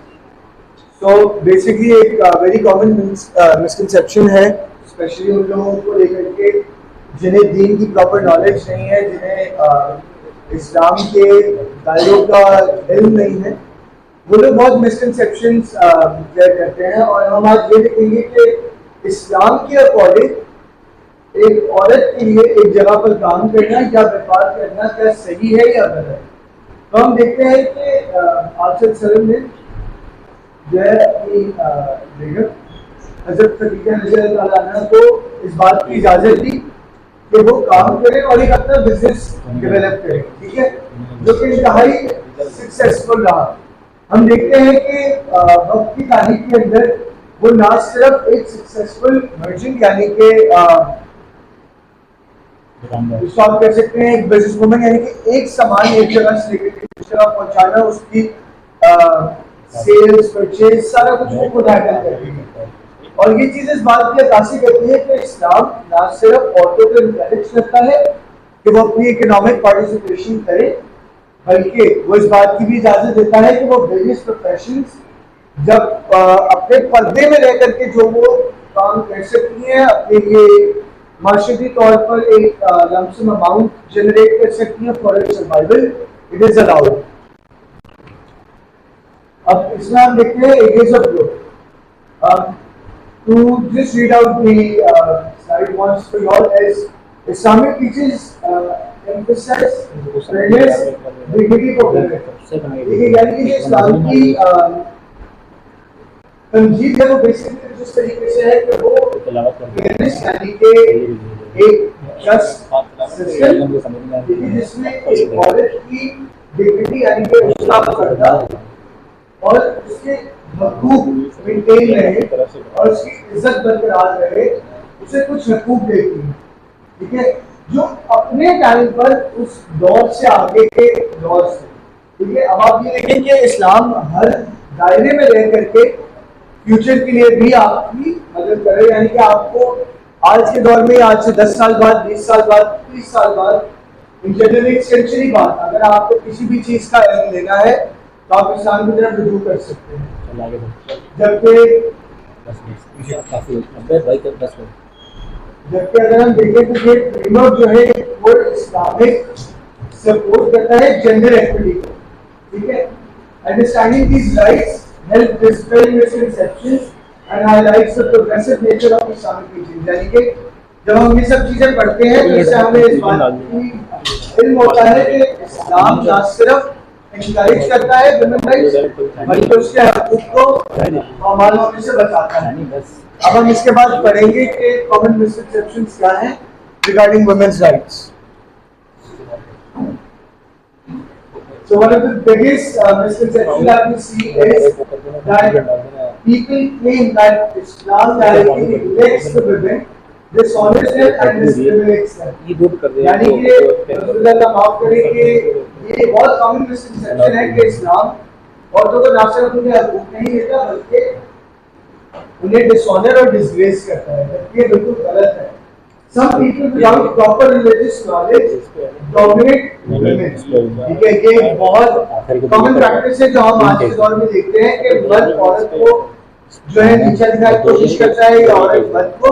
ये जेंडर इक्वालिटी जो है हमने एक बेसिक कॉन्सेप्ट को बहुत गलत ले लिया है, ठीक है। और इस वजह से हम ये चीज ऑब्जर्व करते हैं कि women are deprived from their rights as given in Islam. And to establish superiority of men over women, practice these misconceptions as the rule of Islam. But Islam does not support these misconceptions as these are direct contradictions of Islamic rules and principles. यानी कि ये बात बिल्कुल एक वाज़ेह तौर पर नजर आती है कि ये जिन रूल्स को यूज करके मर्द औरत के ऊपर और औरत मर्द के ऊपर मजबूर करता है, ये बेसिक इस्लामिक टीचिंग्स को कॉन्ट्रडिक्ट करती है। आगे अब हमें एक्सप्लेन करेंगे मिसकंसेप्शन के बारे में। सबसे बड़ा मिसकंसेप्शन जो आजकल चल रहा है वो ये है कि औरतें कहती हैं इस्लाम को औरतों को हकूक मिल गया, बल्कि औरतों को ज्यादा हकूक इस्लाम में दिया। और सबसे बड़ा एक ये इस्लाम की मिसकंसेप्शन है कि कहते हैं कि औरतों का हिस्सा जो लड़के का हिस्सा उससे आधा देना चाहिए, बल्कि इस्लाम कहते हैं कि औरतों का हिस्सा जो लड़कों को दिया जाता है उतना ही हिस्सा औरतों को देना चाहिए। Concept of right is not so important for men. Male dominate societies do not want to give equal importance of the consent of the bride like right in case of they think that consent of the father or guardian is final for the marriage of a girl, but Islam does not support it. According to Islam,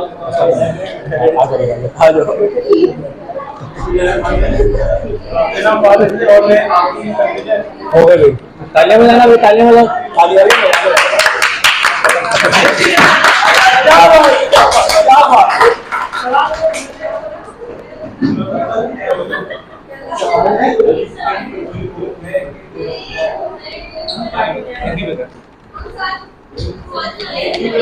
हाँ ये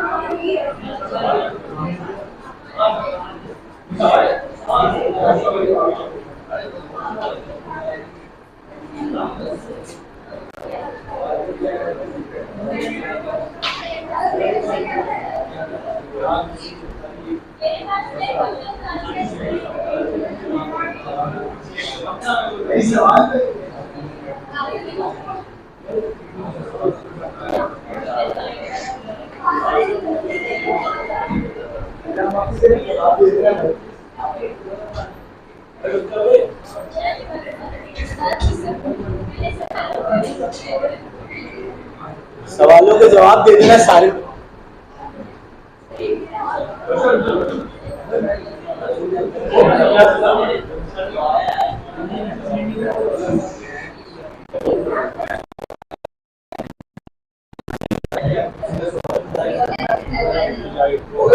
Yes, sir. Next one.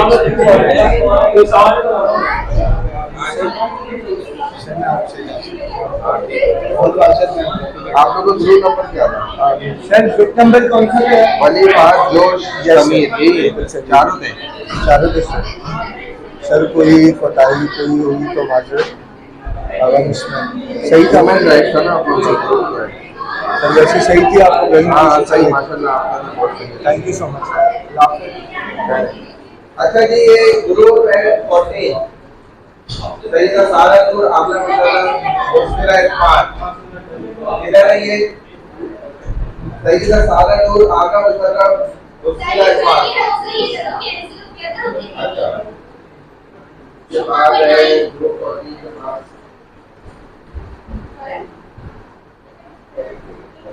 चलो बस यही तक काम है, फिर एक ग्रुप आगे एक तो और बनाई करो।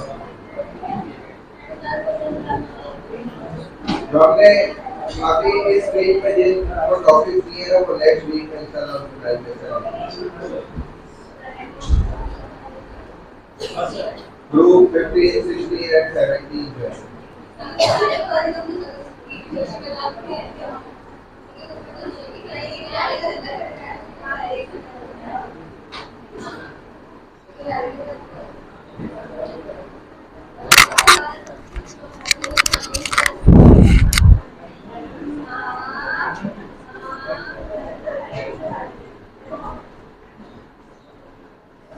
बैठ जाओ, क्यों खड़े हुए हो भाई?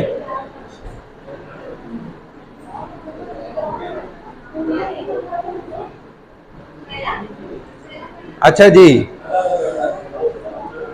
पेरेंट राइट्स हमारे हो गए थे, कवर किया था हमने इस क्लास में, नहीं हुए। ये देख लें, what does Islam say about parents. इस्लाम आपके वालिदैन के मुतालिक क्या फरमाता है? And your Lord has command that you shall not serve any but him, and goodness to your parents if either or both are them reach old age। खास तौर पे वालिदैन जब बूढ़े हो जाते हैं, उनकी जवानी में या उनके अधेड़पन में तो उनकी औलाद को इतना ज़्यादा अंदाज़ा नहीं होता, लेकिन बुढ़ापे में बहुत ज़्यादा होता है। बुढ़ापे की वजह से उनका जो है होठों का कांपना या उनकी आवाज़ें बेजा निकल जाना या सोते में मुख्तलिफ आवाज़ों का निकलना, और ये बड़ा तकलीफ दे होता है एक नौजवान, उनकी चाहे सगी औलाद हो उसके लिए भी। थोड़ा फासला दे के बैठो बेटा, ये गलत तरह से बैठे हुए वो कैमरे से देख के भी शक करते हैं, तो उनको क्या है, हाँ ना तरीके से बैठो, उसकी गोद तुम बैठ गए पागल, दूर हो जाओ, एक दूसरे से अलग हो गए, तुम उधर जाके बैठो, उधर कोने पे। नहीं नहीं तुम्हें कह रहा हूं, तुमने तो उसको बिठाया हुआ था। तो कुरान कहता है कि आपने उफ़्फ़ियु वला तन्हरुमा वक़ुल लहुमा क़ौलन करीमा फला तक़ुल लहुमा उफ़्फ़ियु। तो उस हालत में जब वालिदैन बूढ़े हो गए, अब उनको आपने उफ़ भी नहीं करना, और इससे कम दर्जे का कोई वर्ड था नहीं जो समझाने के लिए कहा जाता, इसीलिए ये लफ्ज़ कहा गया। वालिदैन इनका जो असल आपको मर्तबा समझ में आता है ना, वो इनकी ज़िंदगी के बाद आता है। ये हकीकत है दुनिया की। जब ये दुनिया से चले जाते हैं और आप उसी तरीके से शादी होने के बाद आप खुद वालिदैन बनते हैं, तो आपको तब उनका स्टैंडर्ड, उनका मर्तबा, उनका लेवल और वो सारी चीज़ें तब समझ आती हैं, लेकिन तब तक वक्त ख़त्म हो चुका होता है। ये जो तालिब इल्म है, आप तो अभी आए बिल्कुल पूरी क्लास में, मेरे ख्याल से अभी आए ना, शुरू से तो नहीं थे ना। क्विज हो गया, 2 दफ़ा अटेंडेंस हो गई, फिर हमने काफ़ी 2-3 टॉपिक्स भी पढ़ा दिए, आप नहीं थे, लेकिन अभी आप आए, अभी भी आप नीचे कुछ कर रहे हैं। क्या है नीचे? कुछ था ना नीचे? शुक्र है आपने ये नहीं बोला कुछ भी नहीं था।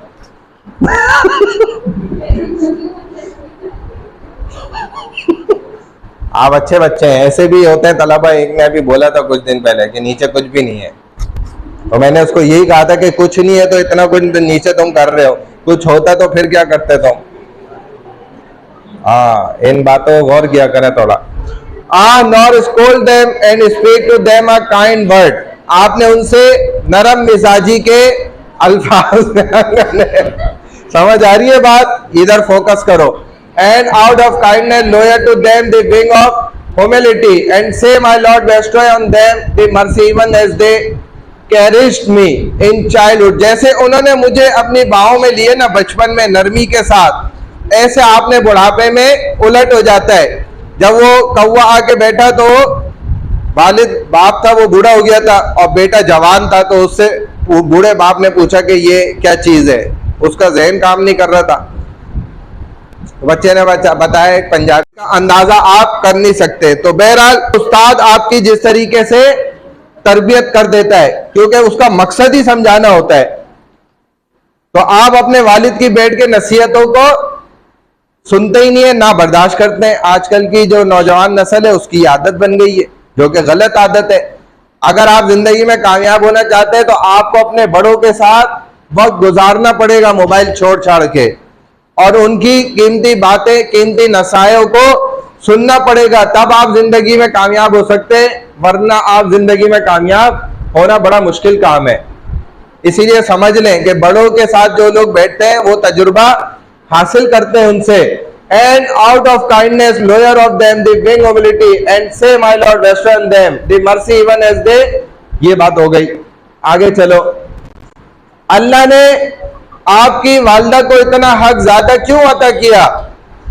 क्योंकि उसने 9 महीने एक खतरनाक तकलीफ उठाई, उसके बाद 24 महीने बच्चा जैसे माँ के साथ चिपका हुआ है और वो एक तकलीफ बर्दाश्त कर रही है, उसके पीछे अल्लाह ने ये जो 3 से 4 साल का अरसा है ना, इस तकलीफ की बुनियाद पर उसको इतना ज्यादा हक दे दिया। वो जो उसने दर्द बर्दाश्त करे, उसके पीछे अल्लाह ने उसके कदमों के नीचे जन्नत को रखा। Paradise lies under the feet of the mother and we have enjoined on man doing of good to his parents with जी। क्या कह रही है? क्या? With trouble did his mother bear him. ये मैंने आपको बता दिया। आगे चलो, God pleasure in the pleasure of the father and God displeasure is in the displeasure of the father. अगर आपका वालिद खुश नहीं है तो अल्लाह भी आपसे खुश नहीं होगा। हरगिज बेवा पसंद लुक्स विद लव, ये फर्माबरदार औलाद के लिए है। अगर माँ बाप की फर्माबरदार औलाद है और वो फिर अपने वालिदैन में से किसी एक को खुशी की नजर से देखते हैं और हंसते मुस्कुराता हुआ वो देखता है, अपने वालिदैन को देखता है, इन्होंने मुझे कैसे पाला होगा, कैसी कैसी तकलीफें उठाई होंगी, और कभी रहम की नजर से देखता है, तो उस पर इसको एक हज जो कि मकबूल तरीन हो उसका सवाब हासिल हो जाता है। वरना तो लाखों का हज होता है और लाखों करोड़ों लोग करके आते हैं, लेकिन उनके हज कबूल भी नहीं होते, क्योंकि वो क्या करते हैं, दिखावे के लिए हज कर रहे होते हैं। लेकिन ये मकबूल हज होगा जो अल्लाह की तरफ से मबरूर हज कहलाता है।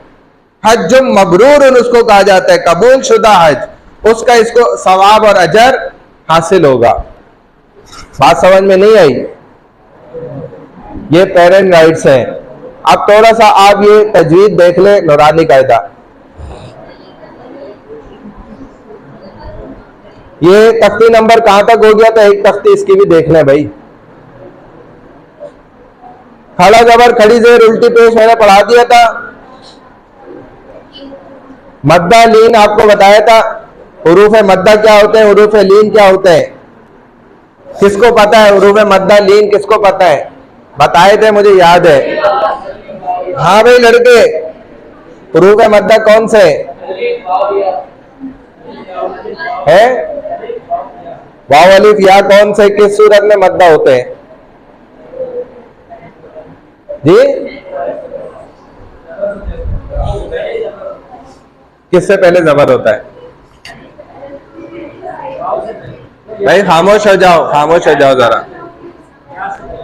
या से पहले जबर हो और वाव अलिफ से पहले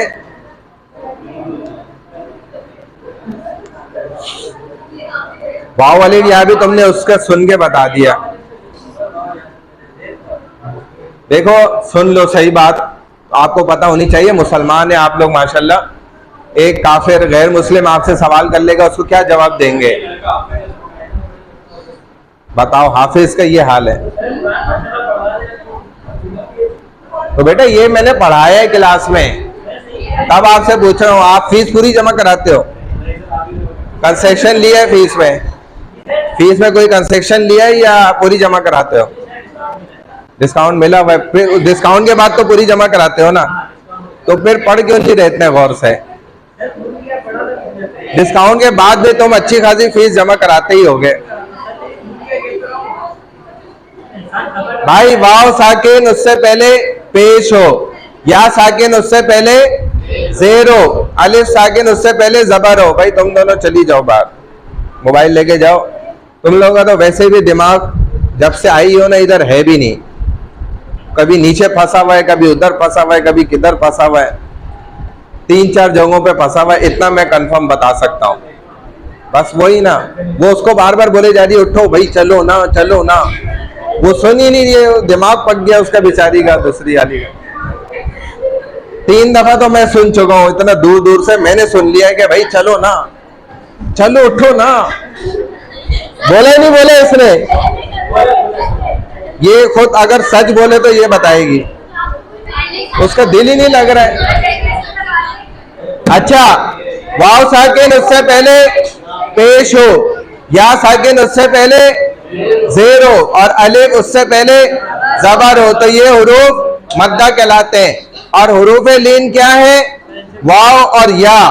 वाव साकिन उससे पहले जबर हो, या साकिन उससे पहले भी जबर हो, तो ये दोनों हुरूफ लीन कहलाएंगे। यानी कि लीन के मीनिंग्स होते हैं नरमी से पढ़ना, और मद्दा के मीनिंग्स होते हैं खींच कर पढ़ना, यानी कि एक अलिफ के मिकदार के बराबर उसको खींच के पढ़ा जाए। जैसे यहाँ इस प्रैक्टिस में, इस तख्ती में आपको बताया भी जा रहा है, बा अलिफ जबर बा, बा वाव पेश बू, खींचा ऐसे भी जा रहा है, लेकिन एक अलिफ के बराबर खींचा जाएगा, इस तरह से पढ़ा जाएगा। आगे आ जाओ, हुरूफ लीन यहाँ पर बता दिया आपको, या और वाव साकिन हो, उन दोनों से पहले अगर जबर हो, इनको हुरूफ लीन कहा जाता है। फिर ये एक मर्ज्ड आपके पास प्रैक्टिस आ रही है तख्ती की, जिसमें देखा जाए तो जबर जेर पेश भी है, मद्दा और सुकून भी है, खड़ा जबर खड़ी जेर उल्टी पेश भी है, मद्दा और लीन भी है, और तनवीन भी इसमें शामिल है। ठीक है ना? ये सारी चीजें मैं अब आप लोगों से पूछूंगा कि किस वर्ड के अंदर क्या क्या चीजें मौजूद है। इन 7-8 चीजों के अंदर में से कौन कौन सी चीज किस लफ्ज के अंदर मौजूद है? बात समझ आ रही है?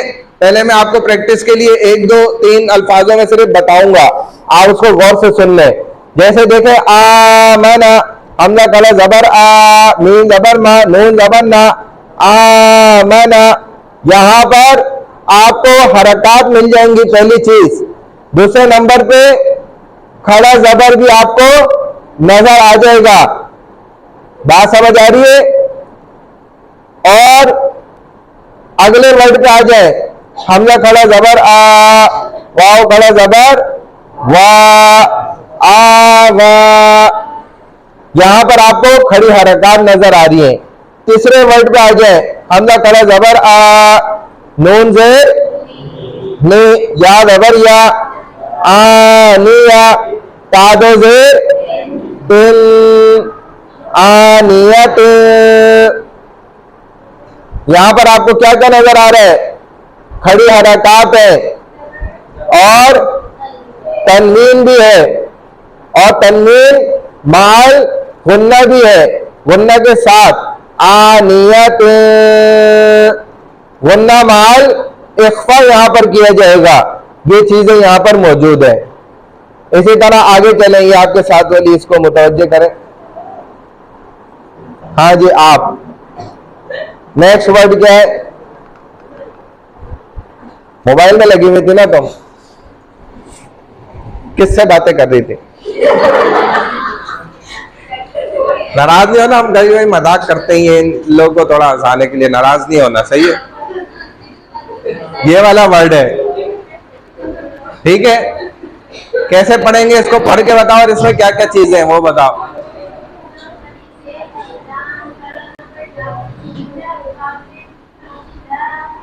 हाँ, इसमें क्या क्या चीजें नजर आ रही है तुम्हें? इसमें हरकत है, जैसे जबर जेर पेश होता है तो जेर है, और खड़ी हरकत भी है इसमें।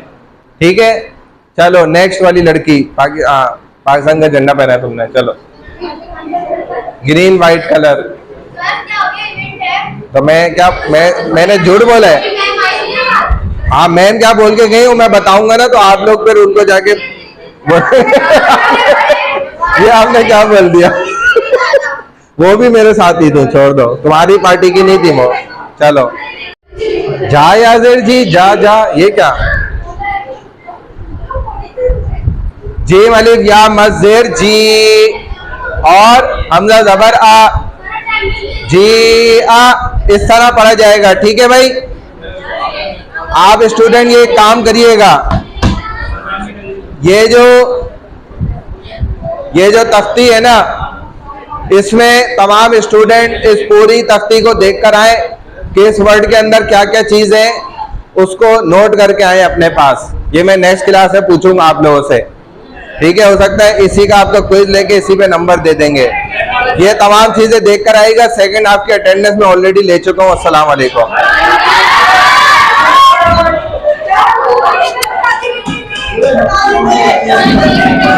मैंने ली थी अटेंडेंस, 2 बजे कहा था आने का, 2:05 पे। क्या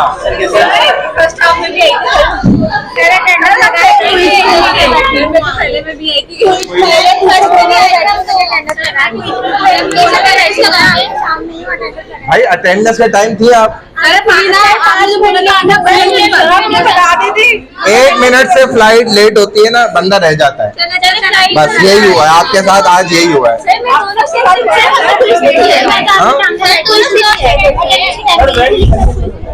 मैं देख लूंगा, फर्स्ट आपकी लगा दूंगा। हाँ